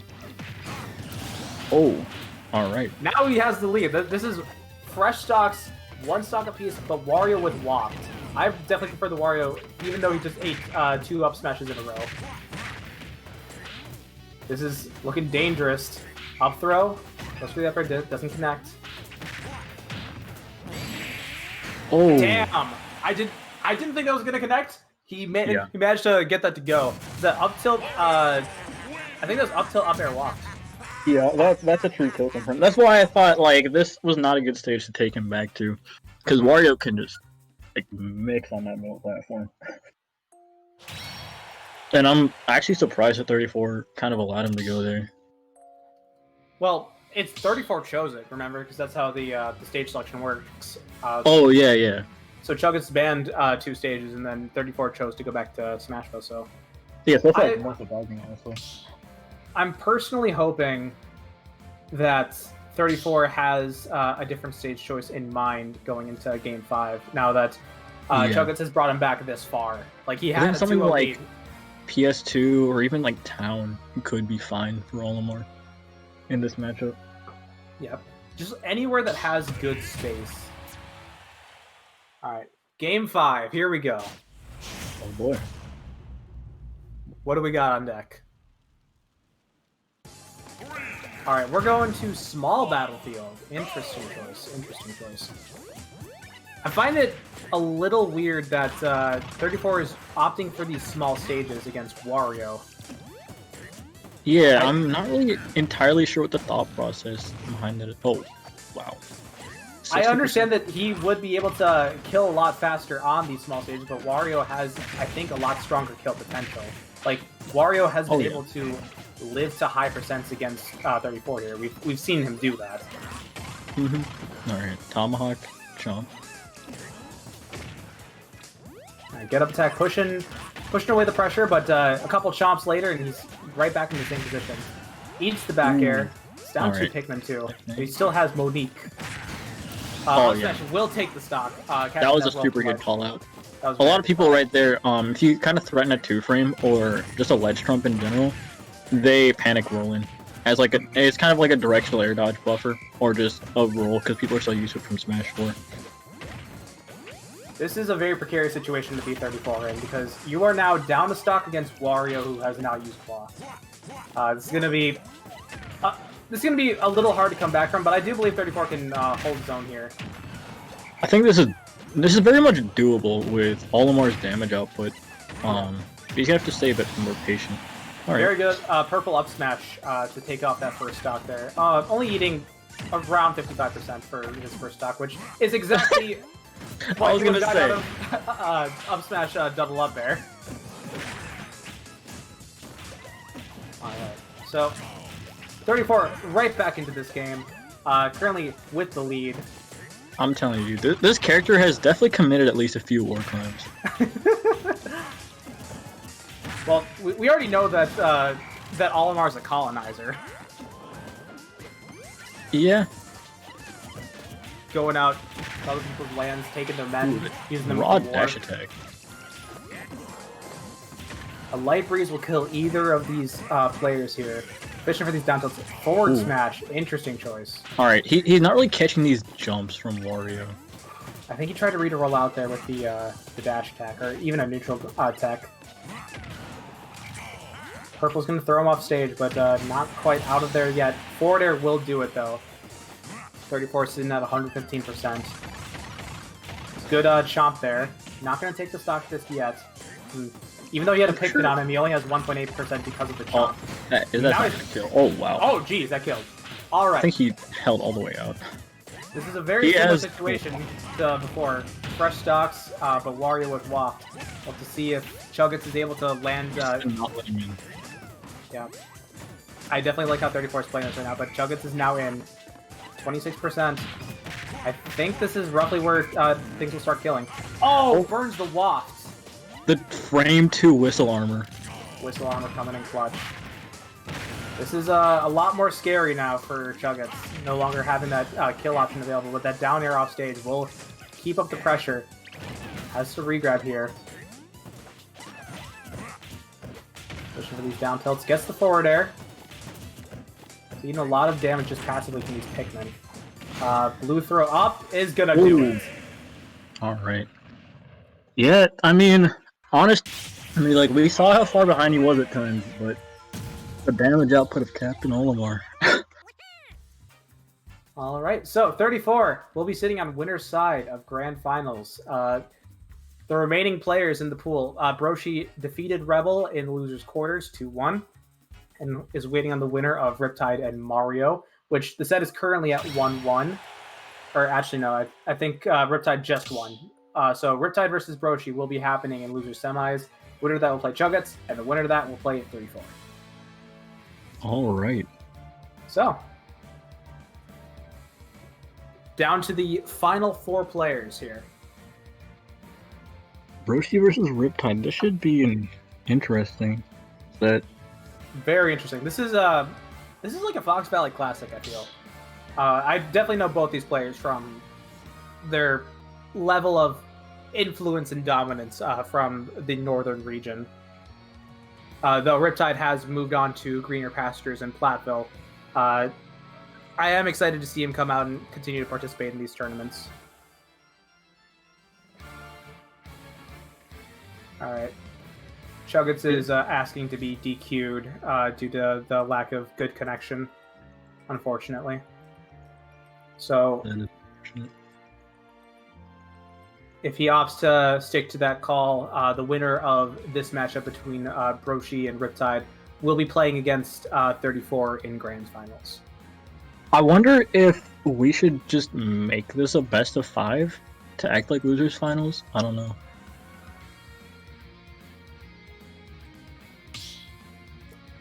We could. We definitely could. I wouldn't mind it personally.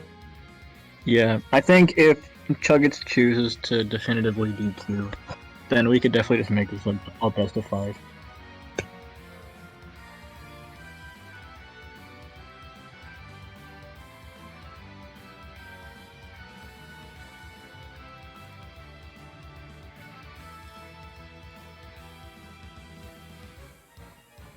Just making sure that Riptide and Broshi know that they are on stream right now. Yeah.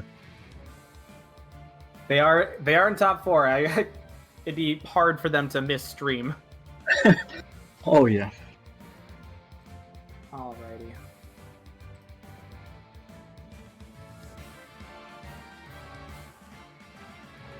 So, I am curious.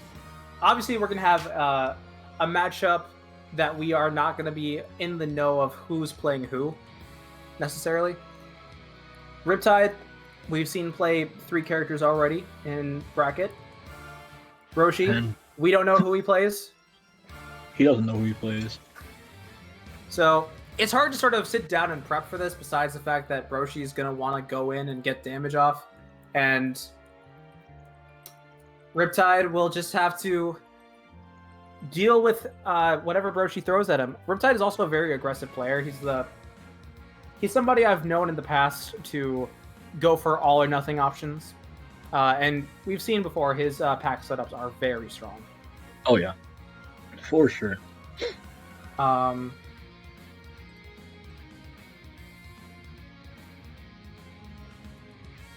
Just checking chat to make sure that Chuggets does indeed want a DQ. I assume he does. Broshi in the chat said, "I'm a random man. I'm telling y'all."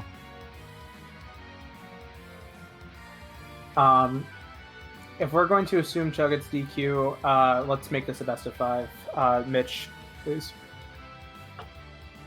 Yeah. Also, I just want to say, like, props to 34. This kid kind of just came in here and is already in the winner's side grands. That's really impressive. Oh yeah, 34. Also, 34 is incredibly young. This is like some He's fresh like- blood in Wisconsin. He's barely doing 14. phenomenal. So he's like the youngest person in this bracket by considerable margin. There are a lot of kids in Wisconsin who I'm like super excited to see them grow in the scene and sort of take over. 34 is definitely one of them. I think of Hatter as well. Hatter is a phenomenal young player. Yeah. I think that the future is bright in Wisconsin. I think there's a lot of players who can, who are starting incredibly young, like people who are almost 10 years younger than I am. And Yeah, there's like a handful of kind of the budding players who we never really heard about much before like the start of quarantine. So it's definitely interesting. yeah. All right. So we got Lucas versus Bowser up here first. I imagine this is probably Lucas favored, but Bowser is definitely the best super heavy. So Bowser should be able to like have some means of putting on the damage and dealing with Lucas's interesting combo game. And if Broshi's knowledge of Lucas is roughly the same of what we saw of his Ness before, I don't know why he did that. That was, I don't think that was a worthwhile trade at all. Do you even call that a trade? It's like I mean, stock for he took disadvantage. a couple percent at, in the bottom blast zone. Yeah. All right, gets that, rips the down air there. Has Broshi sitting at about 100. This is definitely kill percent if he lands a side B. But he does actually need to connect a move against this Lucas in order to kill him. That should... It's not killing yet. Not killing just yet. Broshi having the good DI. Getting that PK fire. Gets the forward smash off of the whip back here. Good frame trap. Ooh. Oh, it's a smash there. I was I was so worried he actually had the armor there. Why is PK Kid air dodge literally just a jump? You know, I've been wondering that myself. Oh, buffered air dodge. That's unfortunate. Yeah, like, in that case, it wasn't a great jump, but it's still, like, the size of some characters' jumps. PK Fire off stage to take that stock. This is a very sizable lead for Broshi. Throwing out the PK Fire, but eating some fire of his own. 40% off of just the Spicy Breath. Yeah, that I feel like that's definitely one of Bowser's moves that feels extremely overtuned. Yeah, especially in comparison to, like, how Fire Breaths were in the past. This Fire Breath is particularly strong. Almost as strong as an up smash. Taking the stock, and Riptide's now back in this. Broshi, for how early he was able to quote-unquote secure the stock, this is, I want to say, relatively even. You know, I really thought Riptide was just gonna go down there and down there. That is something I would pin Riptide to do, but he's not really in a do-or-die situation just yet. He's down quite a bit, but, like, not enough to, like, really go for desperate calls. Oh! Bowser Bomb. Are you gonna bring this back? Fourth are definitely not gonna take it just yet. Oh, I thought he was gonna PK Thunder. Oh, I think, okay, he could have made that back, but I think he mashed a bit early on the up B, so it gave him half the distance instead. Yeah. That's unfortunate. Alright, so Broshi taking that game one. Riptide definitely is able to win this. Oh yeah. I think without a shadow of a doubt, throwing away that first stock was a little unfortunate. I think he'll probably stick to Bowser because there's no real reason to switch because nobody knows what Broshi's playing. So how can you counterpick a character that you don't know what it is? Your random counterpick? Why don't you play random? That's a good question. See, the problem with me is I play like 15 characters or something like that. But those are also the literal only 15 characters that I have any fun using. Okay, as much as I understand this, you can't get counterpicked if your opponent doesn't know what you're playing. That is true. So if you just get good enough with a sizable portion of the cast, there's nothing that the opponent can really do against you if you just select random. But see, also another thing about random is it gives you like a lot of your lesser used characters. The last time I tried to do random dittos with someone, I got Olimar, Lucas, and the Shotos like multiple times. I was not about that. That is fair. That is. I was playing with Radfink the other day, and he clicked random, and I thought about it, and I was like, no, the chance of getting a Shoto is greater than 0, so I do not want this. I think I would actually like be willing to do random dittos if there was a way to limit what your random select was in a similar way that you can limit the random select for stages. I honestly wish that was like a thing. Yo! Super heavy matchup DDD versus Bowser. I'm excited. DDD versus Bowser. I've heard this is actually not a terrible matchup for DDD. I don't believe it is. DDD will be able to live forever, but disadvantage for DDD is going to be terrible. Fire Breath, however, is not that effective against CV because the Gordo just goes right through it. It seems, you know, it's kind of funny. It seems like a lot of the super heavies have generally even matchups with each other, with the exception of like Donkey Kong, who loses to pretty much all of them besides Incineroar and Ganon. But let's see what we can do here with the DDD. All right. Yeah, I'm sort of interested to see what tech with DDD Broshi knows. Getting 2-frame there by the down tilt.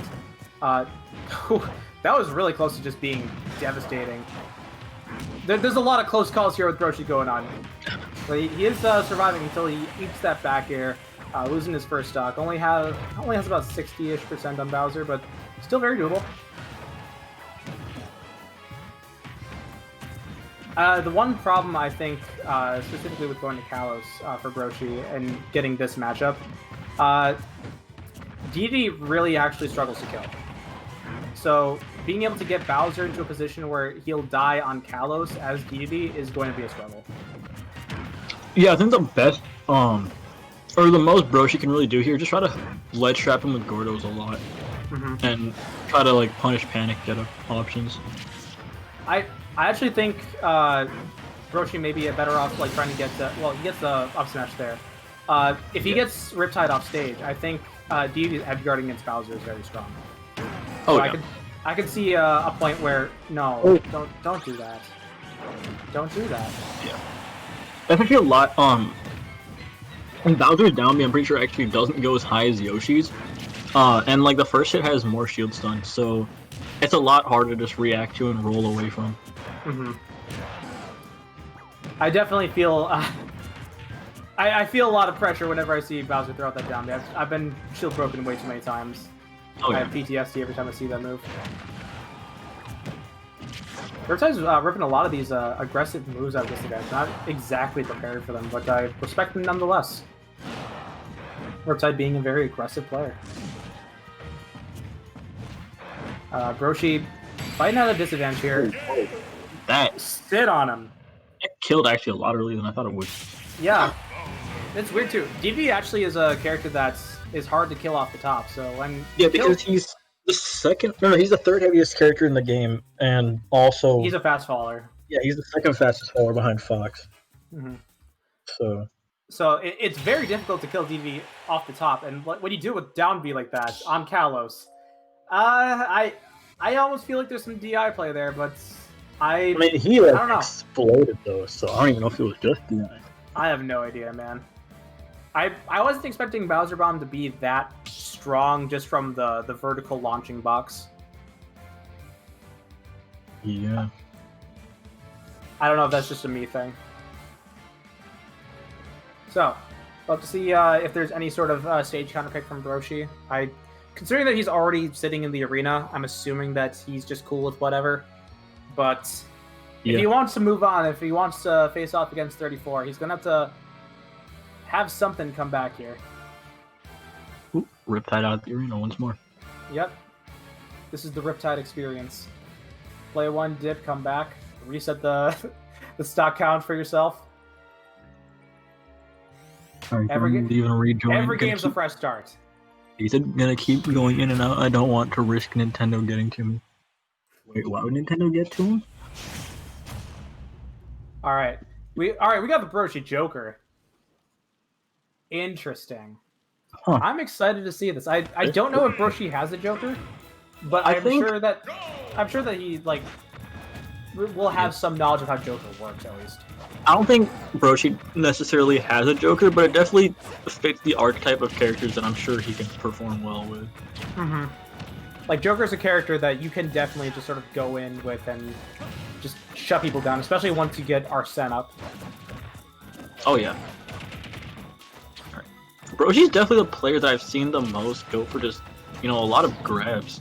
Mm-hmm. And it's netting him a lot of reward. He's getting a lot of these like mix-up Ahas as well, which I really like to see him having a punish against Riptide's aggression. Ooh. Armor baby. That was a really good neutral air dodge to get back down the stage, being from disadvantage. And he managed to time out that entire Arsene, so really good job on Riptide. I don't know if that was the right play to go for. If he secures a stock here, then I can kind of respect it, but there's no real reason to Rebel Guard Bowser recovery if you're not just going to get Arsene immediately. I don't think there was much of a reason to really go off stage right there, because he wasn't in a position where he could have, down-aired him or anything. Was that the looking cool? No, that was not looking cool joke. I think he was just saying, hey. Yeah. Hits him with the Aha, but eats a Whirling Fortress for his troubles. Oh, that was actually super unfortunate. Do you ever just throw out a counter and your opponent was like, I knew you were gonna throw out a move. Why did you just hit me? Yeah, your opponent literally just throws a move in the opposite direction. It's like, oh, come on. Eats the up air. Not gonna put him into too much of a bad spot. She's spacing here is actually really good. Oh, I'm surprised he didn't just catch the jump right there. Whips the side B there, not getting the command grab, and Riptide in a bit of a precarious situation. Ooh, okay, that was unfortunate. Yeah, I was gonna say I don't think grab was the best option there, but Broshi might be playing a little cautious because this is his tournament stock here, or his tournament game. Wait, are we not doing this best of 5 after all? We are doing best of 5. Riptide won 2 games. Oh. Wait. He won with the DDD. Or he won against the DDD. Yeah, I thought he Oh only wait, won one. duh. Sorry, I forgot the Lucas game. Yeah, I was gonna say. My B. I'm pretty sure we're doing best of 5 still. Yeah. Oh no, not the thing, but 40%. Yes, it is 1-1. My bad. I am miscounting. Forgive me. I'm seeing a lot of characters fight against Riptide, so I assume that like he's doing well. Broshi's playing mental games with me. Misses the I thought he was double gonna back there. me. Yeah, you really have to respect Bowser's get up attack. It's the biggest in the game. Oh, that DI. Whoa. Oh my, that like, okay, that right there actually just scared me. I was like, what the heck? Wasn't quite prepared for that up tilt to kill, but Yeah, I I'm think assuming Broshi Riptide definitely was. held all the way to the left. yeah. Bit of an unfortunate situation there, being caught on the platform so close to the relative blast of Town City. So now Broshi is on his tournament life. Oh yeah. And I Down. think what we're kind of seeing in that game too, I think Broshi is really good at like going for grabs, but I feel like it's also his downfall sometimes because there were definitely times he could have gotten much bigger punishes or like far better positioning, but he would just opt to go for a grab, and he didn't really get a whole lot off of it. Yeah. Like especially after that whiffed down B from Bowser, for example, he just ran up and grabbed him when he was right next to him. He could have just forward smashed or something. I think there is like a built-in safety measure for some players where they want to go for the grab because going for a forward smash and whiffing, well, that's punishable. One, it's not punishable with Joker though, but two, it definitely does put him not in as strong of an advantage spot as he could be. All right. So taking bets. Who is Broshi getting for random this time? Probably a Fire Emblem character. I'm gonna go with a zoner. Interesting. I'm guessing either an Animal Crossing or a Castlevania character. What if he gets Solid Snake? I would be sad. Oh boy! I was closer. Captain Olimar is Captain out. Olimar. You're making 34 proud. Hopefully. Now we'll just have to see if Broshi knows anything about this character. Olimar is a bit of a weird one. I just realized it would be really funny if you get a character you like really despise and don't like playing, then you figure out you went to the wrong stage, so you have to like SD and then you don't play that character anymore. That's actually interesting. I don't know how the rules would play out in that situation. Maybe you just have to like select them or something. I have no clue. I feel like that's like how we would run it.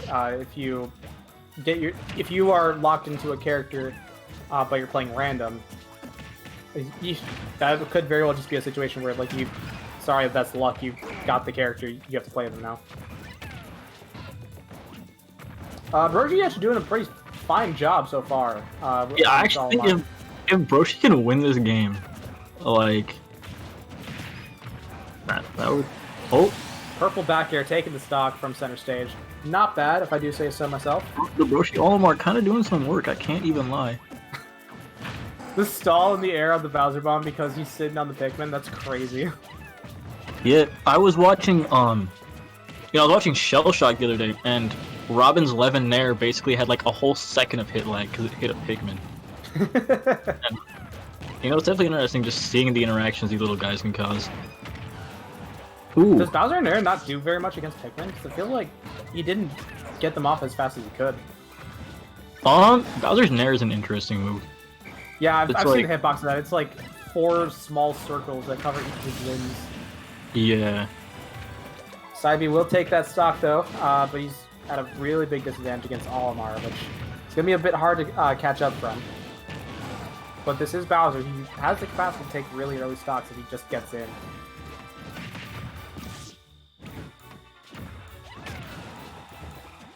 Now the Broshi issue is do- getting. However, Broshy's I doing a think very good job zoning here. ooh, the sour spot. These Bowser bombs feel so random, but in the same way, I feel like they're calculated just with how many of them he's like hitting in some way. Oh, Broshi out of. Why would you do that? Why would you? Riptide, please! Stop going off stage with these! why did he dash attack there? That was interesting. I will say there's probably some element of Broshi also forcing him off stage when he's in that situation, but just hold in and like make sure you get on the stage. I don't understand. Oh Pikmin my actually god! saving him. Pikmin! I can't imagine this matchup is fun at all for Bowser if that's like the kind of stuff you gotta deal with. That's... Oh my god. Palmer up tilt. What a goat. Oh yeah. Alright. So I'd be That's a lot. securing that stock, but 72% currently on this Bowser. It's gonna have a big wall to climb.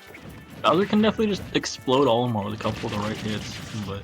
I don't know if jab was a good option there. This is Bowser. He's able to sort of wall through that. Tough guy. Tiger forcing him off stage. He has yellow up. I think purple's next. No, it actually is purple. No, purple's gone now. Where'd purple go? Just fell off the stage.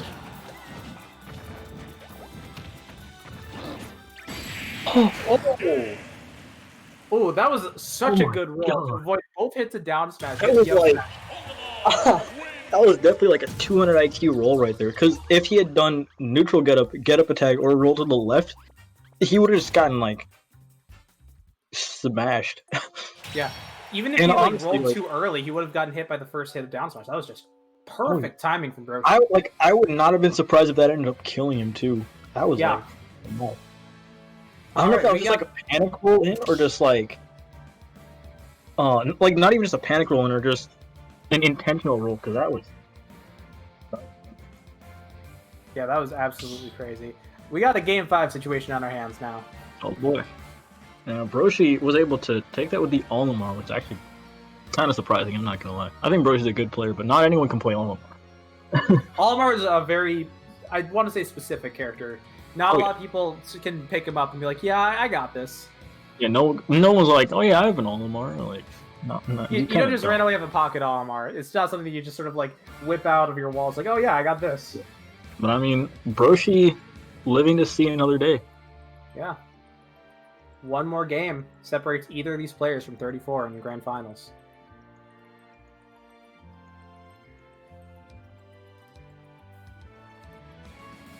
I'm curious if Riptide is doing any form of a counter pick here. His Bowser hasn't been doing bad, but we do know him for his Pac-Man as well. So Yeah, if he wants to mix up at any point, this would be the time. I definitely think it'll be interesting to see, because imagine he goes in Pac-Man and then Broshi gets a character like Wolf or something. Yeah. Or That if, is the man, risk if I you just run, stayed but- water, or if I just stayed like Bowser. That is the risk you run, but Bowser also has some pretty strong counter picks. Oh yeah.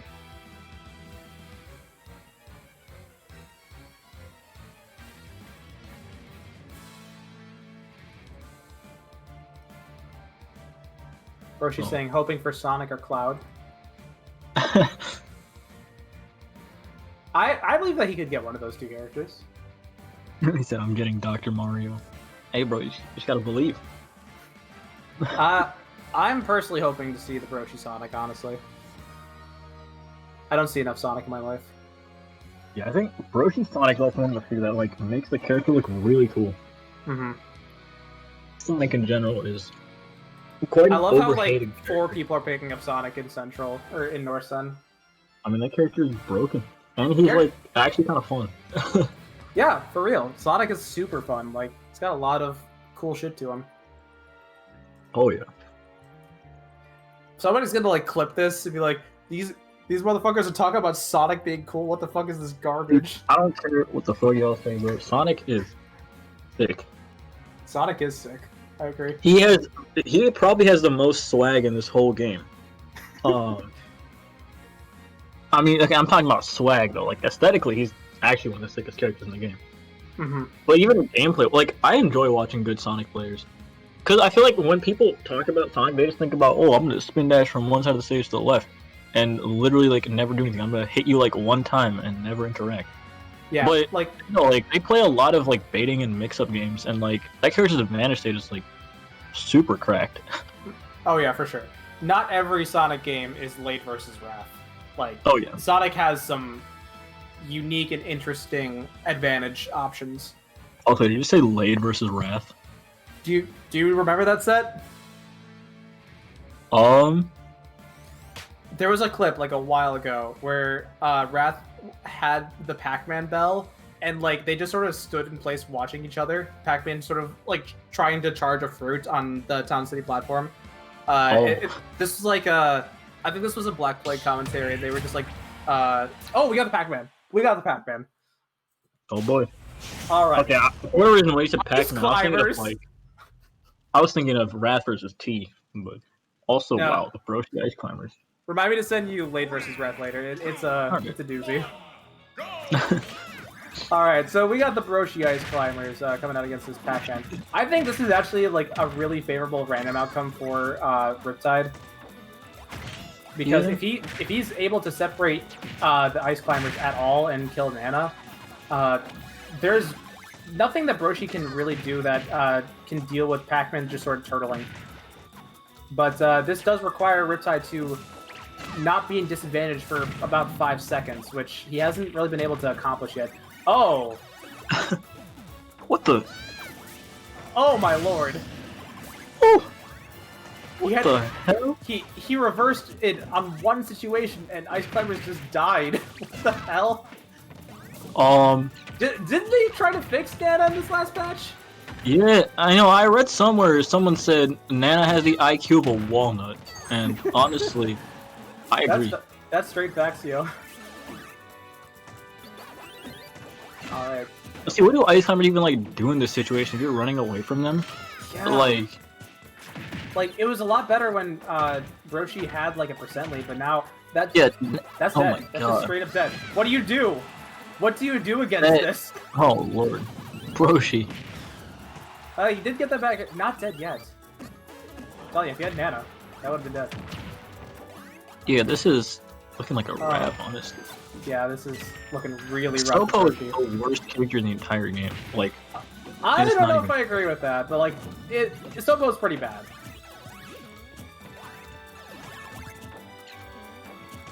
Like, it's hard to say. Sopo like still Sopo has, probably has like a winning matchup or something, but Probably. I've seen Sopos do things. And not just Think in Melee. Oh, he has the bell. all of that did 18%. I think if Broshi can like just kind of stay patient and not I think if Broshi can like stay patient and just kind of get like at least a tiny bit of damage, like meaningful damage on Riptide, then if he loses this stock, he'll definitely just have Nana to kind of clean it up and then maybe make a comeback. For sure. It depends. He'll definitely have to get him over like 50%. Yeah. He's surviving really well with this Sopo, though. I don't know what that down air was. Get forward throw, get him off stage. You Not see that pushing advanced very Hydrant was hard. just like kind of floating there. Hydrant just does that sometimes. Good apple Ooh. coverage. I wonder if Broshi held in right there, because it looked like he almost lived that actually. I don't know if that was just Town's high blast zone taken away. I think that's Town's high blast zone. He was at like 160, and that's apple. It's kind of Yeah. hard to live at. I think this is doable, but It's Broshi's very kind of I feel doable, like but- he's kind of holding forward and getting. Oh, Oh, the spike! okay, this is Last stock, very last good. game. This is Broshi's last stand here. Oh man, can he win on the ice climbers? That is the question. Oh no. Not if Nana doesn't know how to play the game. Yeah. Unfortunate end, but here we are. Congratulations to Riptide. You are now in the top 2. Riptide making grands. Alrighty. Cool. So we will have Riptide versus 34, the rematch.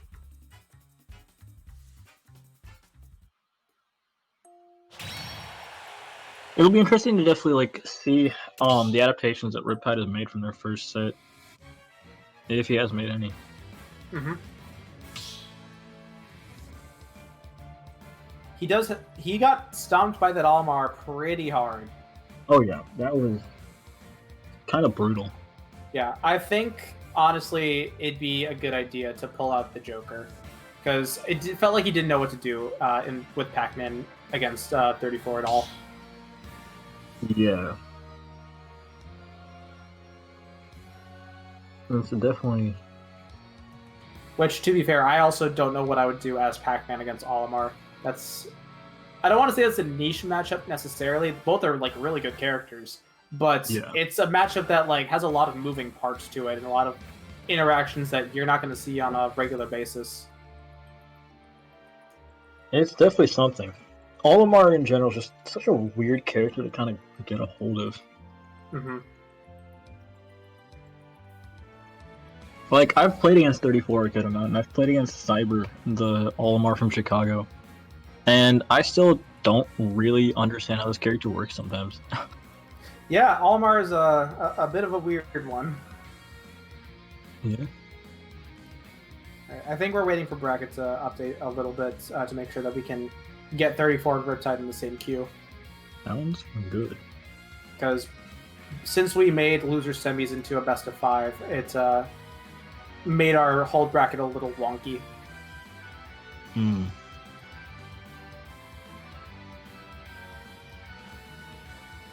And then we'll have to do some sort of manual dealing with losers finals so that Riptide can have the proper matchup against 34 in Grands. Alrighty. You can take an overall look at the results beyond that, though. So, 34 to Riptide, one of them is guaranteed first, one of them is guaranteed second. Then we have Chuggets, who placed in third. Solid DK showcase today. Along with the Wario in Winners Finals. That was very fun to watch, very close. Broshi playing random, getting fourth. Very strong showcase for his first time here, playing on the Alienation game stream. Fifth place, Rebel and Mario. Two, I'd say, relative underdogs getting into high placements. Very solid. Beastmaster and Omega Dumb placing 7th overall. Good on both of them. Haven't seen Omega Dumb's Corrin, but I think he played Corrin almost exclusively today. So, yeah, I think Omega Dumb did play exclusively Corrin. Yeah. I don't know why Beastmaster DQ'd from Losers Round 2, necessarily. Well, I guess it's probably just the timer, maybe? He never showed up? I'm guessing it's probably the timer. Yeah. Because I don't know why he'd DQ after, winning a set. Yeah. That early. Yeah, and that was, I'm pretty sure that's a set that, maybe Beastmaster didn't even expect to win. Winrow, well-known player, well-known tournament organizer.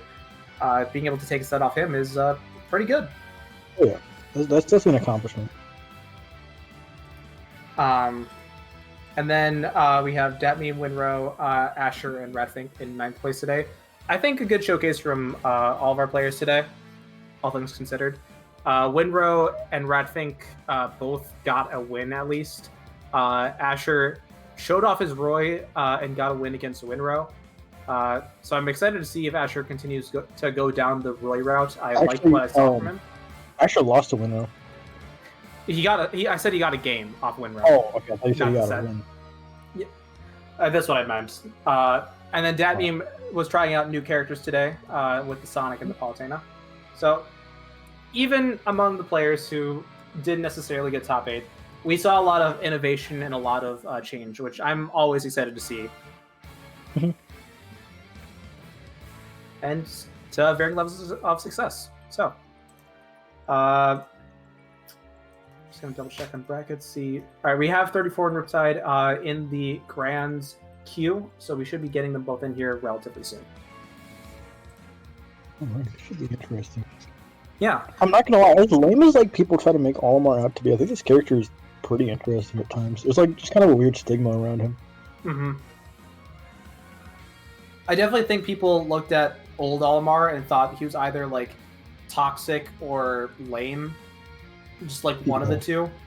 Which, I mean, I with definitely Prefetch think- Olimar, I don't necessarily blame people, but I don't think he was like lame per se, but he was definitely toxic. yeah, That character was a problem.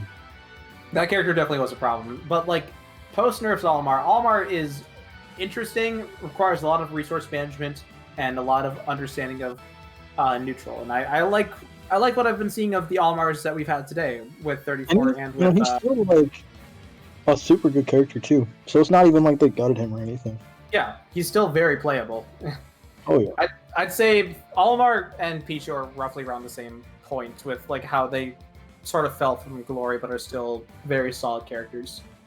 Yeah, I think Pichu, honestly, like, Pichu was a weird case where he was kind of dropping off even before he got nerfed.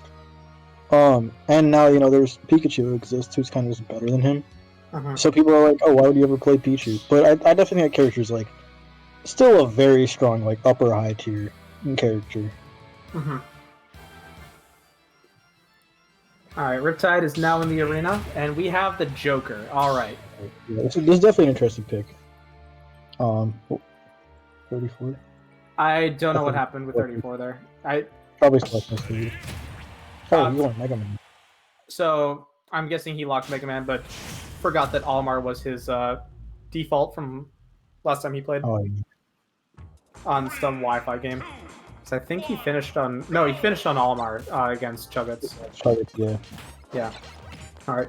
So I do like the Joker option here. I think Joker, he may be able to not necessarily cheese, but like have a lot better aggression against Mega Man as soon as he gets in.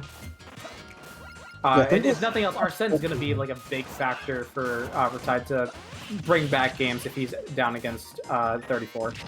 Yeah, I'd say the biggest thing about this matchup is Mega Man's devastating neutral. Just kind of can give Joker some issues.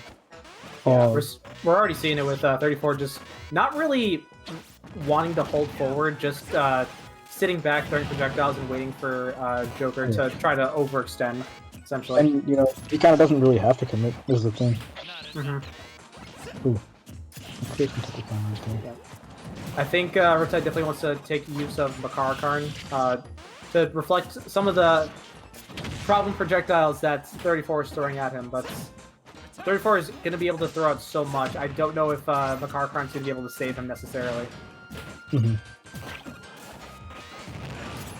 How easy is it to actually hit that hard knuckle on the tether recoveries? I'm curious. It depends on how like far they are from the stage. Because sometimes if they like reel in super close, it's a lot harder to do it.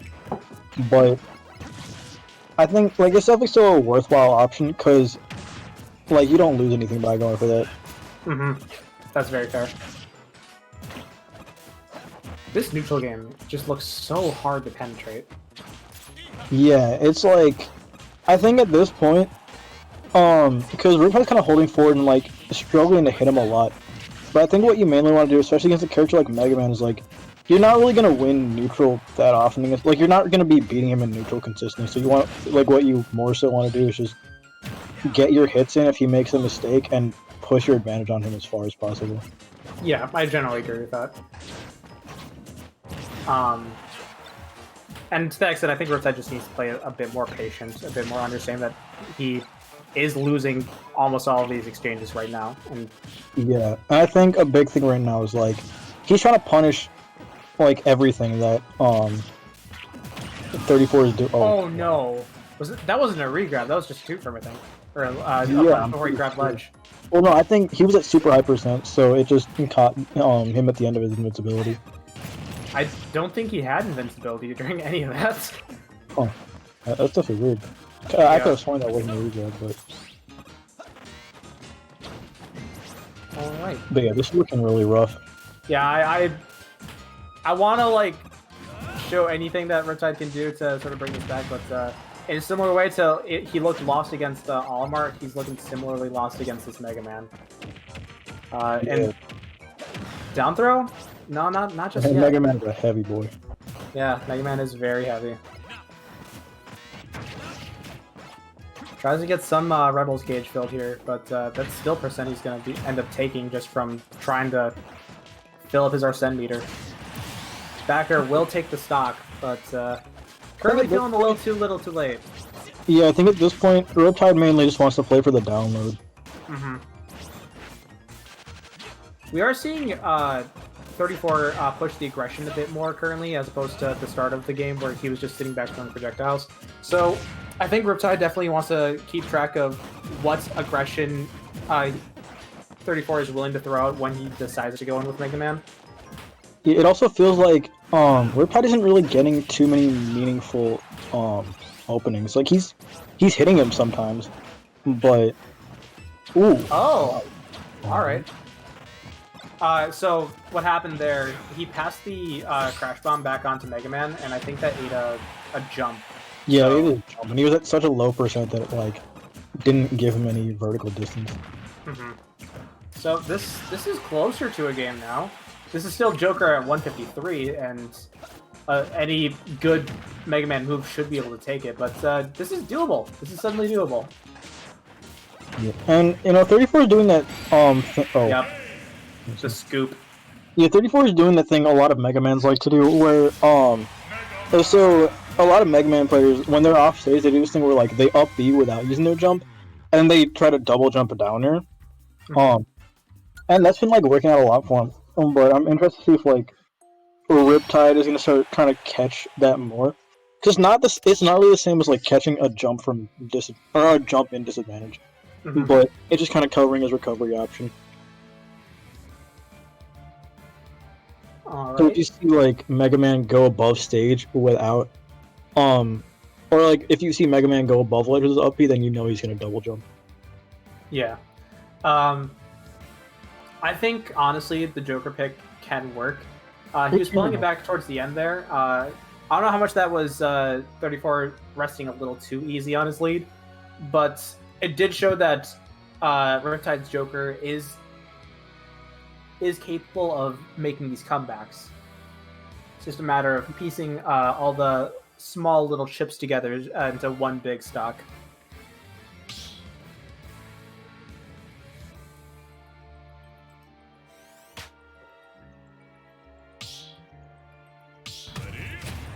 Alright. Running back the matchup, we'll have to see, or maybe not, I don't know. Never mind, we are getting the matchup again. Stage pick. Unless 34 is struggling with something. I don't know what is going on here.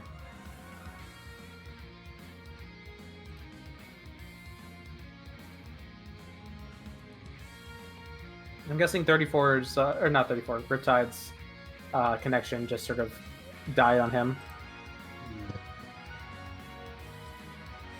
A little unfortunate. I think it is going to be the rerun here, though. Yeah, I would not be surprised. Mhm. I think the Joker was definitely doing a much better job towards the end. For sure, for sure. All right. But also, I don't know, like you said earlier too, it could have been 34 kind of resting a bit too easy on his lead. And it's just kind of a case where, like, he understands that, like, okay, I can't afford to, like, kind of get impatient now. Mm-hmm.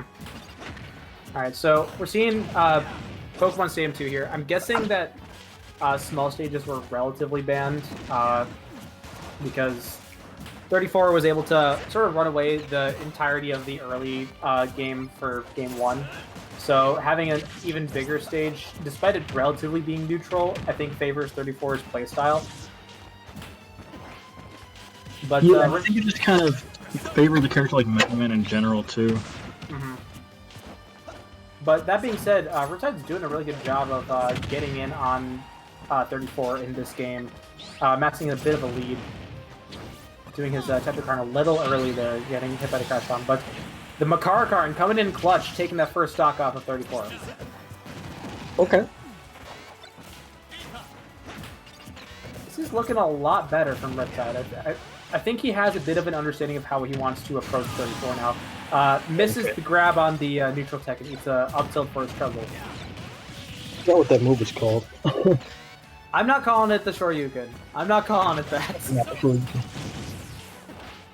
He's not a Shoto. There's just way too many pellets involved. Oh! Arsene Okay. here taking the stock. Riptide's got a solid lead here. This is doable. This is looking really nice for our boy. Throwing out the counter a little early there. Or preemptively. But gets the down tilt into up air. Solid around 50%. Okay, he's like kind of popping off with these combos. I think one thing, Riptide is preemptively throwing out these counters, is getting him punished with decent bits. But I do like that awareness of him to try to counteract the fact that buttons are going to be pressed in his general direction. Good use of the neutral get up invincibility to get through that forward smash. Yeah, I'm actually surprised 34 didn't just try to like take his jump right there. That was a bad Makarakan, or Tekrakon, whichever one would have come out, doesn't matter. It didn't work. Whoa, okay, that was almost something spicy. Yeah. Throwing out the Rebels guard. He has Arsene now, I think. Yep. I think he's being like a bit too predictable with like how he's playing now. That's what I was saying before. His counters are getting him called out a little bit, and he needs to pull back on them a little. Eats the crash bomb there. It's going to lose a lot of Arsene for that. Alright, so right now 34 just needs to run away. Or I guess he's going to eat that leaf shield. Loses Arsene. Doesn't lose the stock just yet. He's still in it. Yeah, I was gonna say that was for the panic roll 34 was looking for. He threatened the 2-frame, and a lot of people there, they like to they try to preemptively tech, but then it doesn't hit, and then you can just kind of catch their roll. Yep. Very good coverage from 34 to close out that game after a pretty solid lead from Riptide. Just sort of That was pulling like away from him. just pure solid game awareness right there. I do like the adjustments that Riptide's making. Like I said before, his counters I think are just like the one big problem. His advantage state otherwise looks pretty solid. Oh yeah, he was actually doing like super good. I think he kind of just got impatient towards the end, and it happens with zoners sometimes, where like you have a lead, and you're not really entirely sure what to do because like especially characters like Mega Man can pressure you from almost across the stage. So like okay, I have to run, just like finish this as quick as possible. There's definitely that zoner feel where like you are winning, but like the opponent's just like sitting on the opposite side of the stage to you. It's like, well, I guess I should approach. I want this game to be over. The biggest offenders of that too are definitely Snake and Olimar. Like,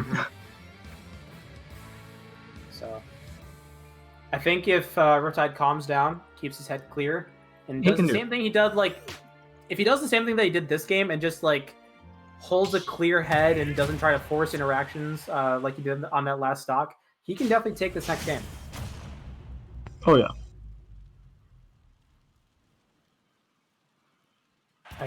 I would guess that we're going back to PS2. That was it was working out pretty well for him. Yeah. So, I think this is a fine stage. yeah, not bad at all.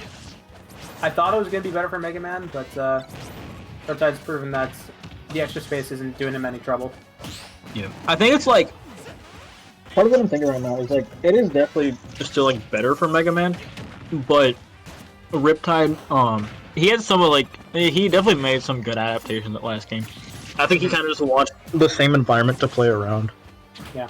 It could also just be that there's more space to control, which means that Mega Man can't control all of it. So, in a game where Riptide is struggling to find an advantage state, playing neutral and sort of looking for a way in through the pauses that he's not getting hit by projectiles is working out better for him. Yeah. Whips a big forward smash. Good tech. Oh. This is I was expecting, like back or like land with an aerial right there. yeah. Alright, gets the grab. That could have been a forward smash, but I don't think that would have killed, so Yeah. the advantage is probably the better option there. Oh. Ooh! Missed the tech off the gun, but it didn't matter. He was able to recover regardless. I think he wanted the drag down up air into up smash. Didn't quite get it. Yeah, they didn't even like you to shield. Dash attack being surprisingly safe here. I don't know if I agree with those Rebel guards if he doesn't know the timing of the crash bomb. Yeah, I was gonna say, because he kind of just stuck it on him and immediately just went for Rebel's guard. That was really good patience from Riptide, waiting out the saw there. Ooh, Back air got is it. gonna secure that stock just before Arsene comes back out. So Riptide playing at a decent deficit here, but this is Joker. Joker can come back pretty well. Yeah. Oh, Good dash attack. Mega Man just hit him with the boy. Oh no, no. dash attack there, but back throw put him in a good position. Forward smash, I think would have been just as good there and would have I killed. thought he was just gonna back air him right there, honestly. Yeah, back air. Forward tilt just wasn't the good play. I think. Yeah. Back throw. Which should. Yep. Yeah. That'll do it. I think he That held ledge. like left too. Yeah, that was definitely, I think, some sus DI there, but I don't think any amount of DI would have really saved him at that point. It was like Mega Man at 190 versus Joker back to that ledge. I mean, he's gotten his damage. Mm-hmm. Good shield poke off of the Mega Man back here. I Baits think up the I counter. tried to fall, or not fall, full hop out of shield. Good nair. It's down tilt. No follow-up out of that just yet. Arsene's just about to go away. Oh, Get something spicy just on the tail end there, but not quite enough to take the stock just yet. Our son went away right before the up smash came out, so he ended up getting base Joker up smash. That's rough. That's super rough. But he's garnered a good lead off this. Back air will take the stock. All right. Riptide? Riptide If he doing all can- right? He can just kind of stay alive. This is somewhat familiar. This is doable, but he has to keep a calm mind. Keep things steady. Don't fall into the same traps that he did last time. Going for the dash attack there. I think 34 is anticipating a dash grab. This is the grab there. Eats an up smash. That was definitely questionable back air out of shield. I don't think the back air was questionable as much as where he positioned himself off of the back air. Well, he definitely could have, because Mega Man's up smash has a like good scoop hitbox. Yeah. And wow, that's a lot of damage. Those hard knuckles, though. All right. Relatively even play here, but Arsene is now hitting the floor. I don't know if that was a really good, a well-advised grab there, going in on Arsene. Not the safest thing to do. Okay, these are really what the? I'm a little confused at the way that Riptide's playing this Arsene as it now goes away. Yeah, that was some very. Those were some questions. Yeah, I'm not liking these counters, man. I'm not liking most of them. Oh, the panic roll in again. Mhm. Yeah, Riptide's definitely like feeling pressured. Full hop. That was a good micro spacing. Forward tilt will force Okay, him I off agree with stage. that. That was a good point too. Oh, Whew, just barely living. I was gonna say, I thought he was gonna panic roll in again. Yeah, I thought he was gonna panic roll too. Forward, air. What the- I don't know what this is. Oh. We got the smash ball. Did he get the bad DI? Is he he... Connection error. It's a card. No! Oh, Oh, you can't do this to me. no. Oh, What is that garbage? No! Nintendo, why? What? Oh my god! Oh, Riptide, no. Oh. I don't know how to rule that actually, because That it was looked like like- he was gonna die, but like Yeah, we don't it know. looks like he's. It's like. That looked like some really bad DI, and he was like 150. Yeah. It's like. Oh man. Oh man. There's a part of me that just wants to say 34 win, good job, shake my hand, but I don't know. I don't know. Yeah. I have no clue how to go about that. All right. So Tio saying they're starting over one stock apiece. You start over at one stock. Alright. That was something else. Yeah, Riptide saying in the chat he was going to survive. He could tell.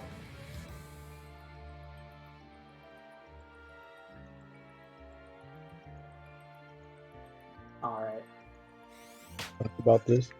Yeah, that was a really That was Way to a Oh my weird God. situation. But I think we are going to get the one stock rerun.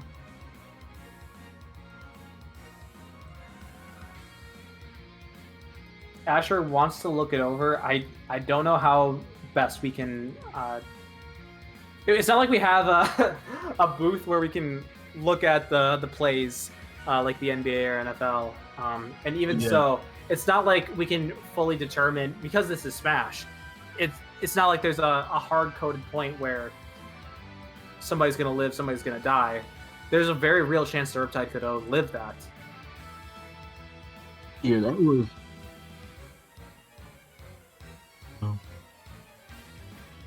I'm Is seeing it the all just- hashtag we need locals in the chat. I agree. Unfortunately, we can't work in that situation right now. You can still clip it. Just by going to the ANG Twitch channel. Yeah. It has like the entire thing still, hmm but you can't clip it directly from like the stream anymore because it's past a minute and 30 seconds.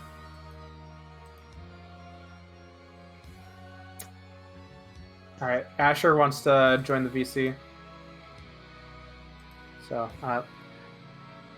Asher, if you can join a VC, and then I can move you in. Alrighty. Hello, Asher. Alright, so this is weird. This is okay. So I was just talking about the concede. I say because if I understand in terms of fairness, it makes sense to go back to one stock, but let's also not forget the fact that Riptide was also at 150. Yes. He was at 150 and it looked like a really bad DI on the forward air. Exactly. So As much as in- I agree with that, there was a chance that Riptide lived and the I get game it. would There progress. was a chance. um, I'd say. what I'd percent say was? one stock? Say one stock each. Go back to the same percent. I agree. What stock was played? What was 34 at? What percent? I wish 34. Okay, was so in the the reason cap. I'm gonna disagree with that is it's gonna create Why? the reason I disagree with that is because it's gonna put our send meter at like a different gauge. There's no way we can control that. Oh. I mean, I wish fucking 34 was in chat so I can talk to him. You can come in chat. 34. If you can hear me. Oh, you know what? Fuck it. Oh, Hold on. 34 is in the gonna- chat. Is he? yeah. Exactly. Yeah. That's 30. That's what I'm doing right now. I gotta. All right, I Okay. got Gotta the review code. the VOD. Gotta review the VOD. Sorry, I was eating when this was happening. No, you're fine. You're fine.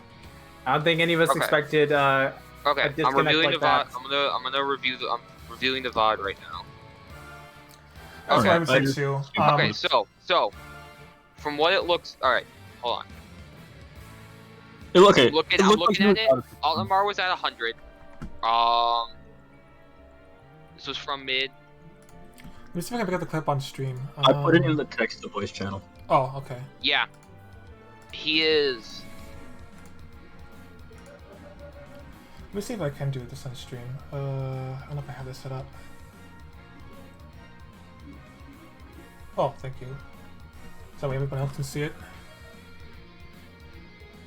So that was a forward air that almost just sent in, barely but living. there was no sparks at 147. Kinda sus DI.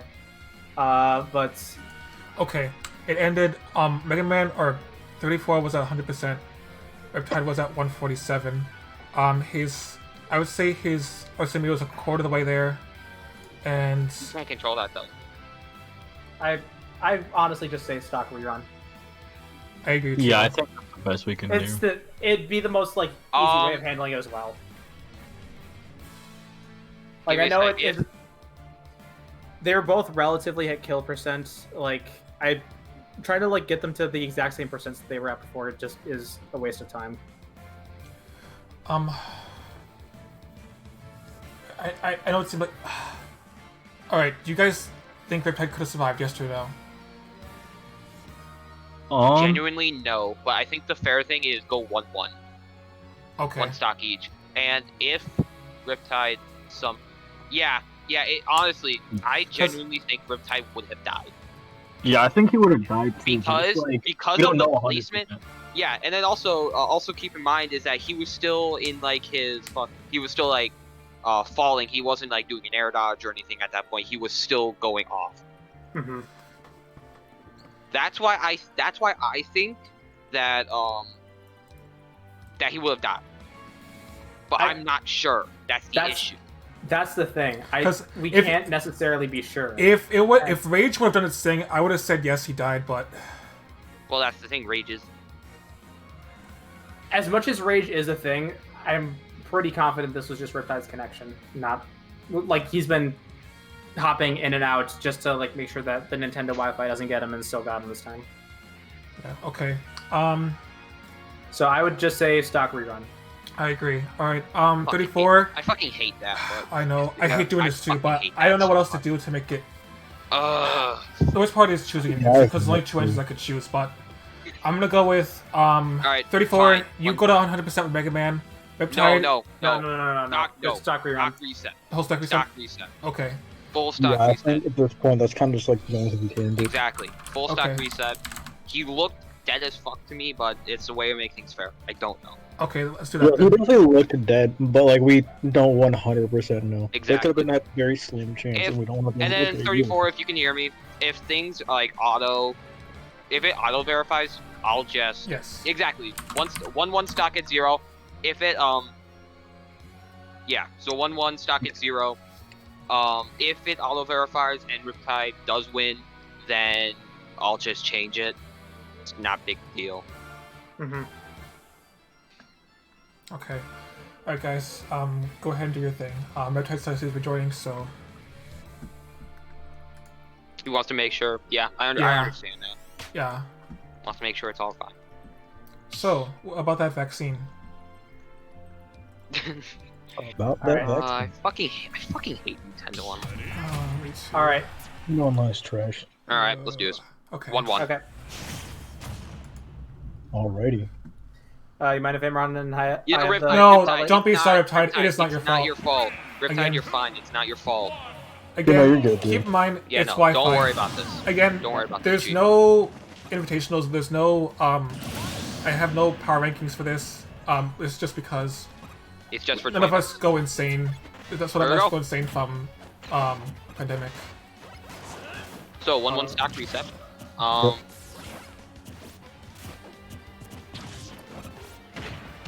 All right. So, short played around the neutral already. 34 getting the grab, forcing him onto the platform. This is going to be a good advantageous spot for him, but it's going to end up going back to neutral a lot on Pokemon Stadium 2, as 34 is definitely taking advantage of these clanks with Joker's hitboxes and Oh, his yeah. projectiles. I think one thing that Riptide does really well. Riptide does really, really well at the very beginning of the game. It's just that he has trouble killing. He has Yeah, trouble. okay. Joker's He has really trouble. good. Yeah, I was about to say he has trouble really finding a way to kill after he gets all that damage on him. And that's why, and that's why we see Mega Man lives like 140, 150. Pretty close so far. Very. All right, we're back to even. Oh, That was an Good jump. unsafe jump out of out there. Holy hell. yeah, I was gonna say. We're Very even game. virtually back to. Yeah, I was gonna say we're virtually back to the same spot as last time. Misses the back air. Was a little late coming out of field there. This Good air is dodge in, hashtag, but back air. Yeah. And- Yeah. Okay. Okay. All right, that's it. That, 34 but- wins the spooky tournament. Congratulations, 34. 34. Did So well. yeah, He's So, you know, $20 now- richer. the $20. He Yes. wins the $20. 34. I will message you Yeah. on Discord. In the meantime, that wraps it up. Actually, because I figured out how the raid feature works, I think. Derek is actually streaming Smash Brothers now, so I'm gonna try to raid him. And 34, I will message you on Discord in a moment. Okay? Riptide, Thank don't you. worry. And yeah, Riptide, do not worry about that whole online thing. Like, don't Don't sweat it. Again- It's Nintendo's fault. It's not yours. Nintendo Online is bullshit. Yeah, It's bad. it's pretty ass. Yeah, and again, we just gotta do this until we gotta do this until we don't go insane until locals do eventually will come back. Yep, exactly. So, again, don't sweat. It was a free tournament. It's not like anything was on the line. Yeah, The only thing was like $20. yeah. That's Bro, same I here. want to, dude. I Oh want my to see. god, I want to see my homies too. I can't wait till locals Oh. come back. Yeah, dude, I feel that. I'm probably gonna. I want to do our tournament, and then I want all of you to come because oh my god, it's been too long. I'll be hype. Alrighty, Thank you guys for watching the spooky tournament. thank you. Let's see if I can invade Diesel. All right. Thanks everyone for tuning in. It's your Yep. boy Yop Yop on the mic. Lubbock here. Asher just joining in at the end, fixing that situation. Thank you. And here we go. Here's rating Mr. Diesel. You have a good one.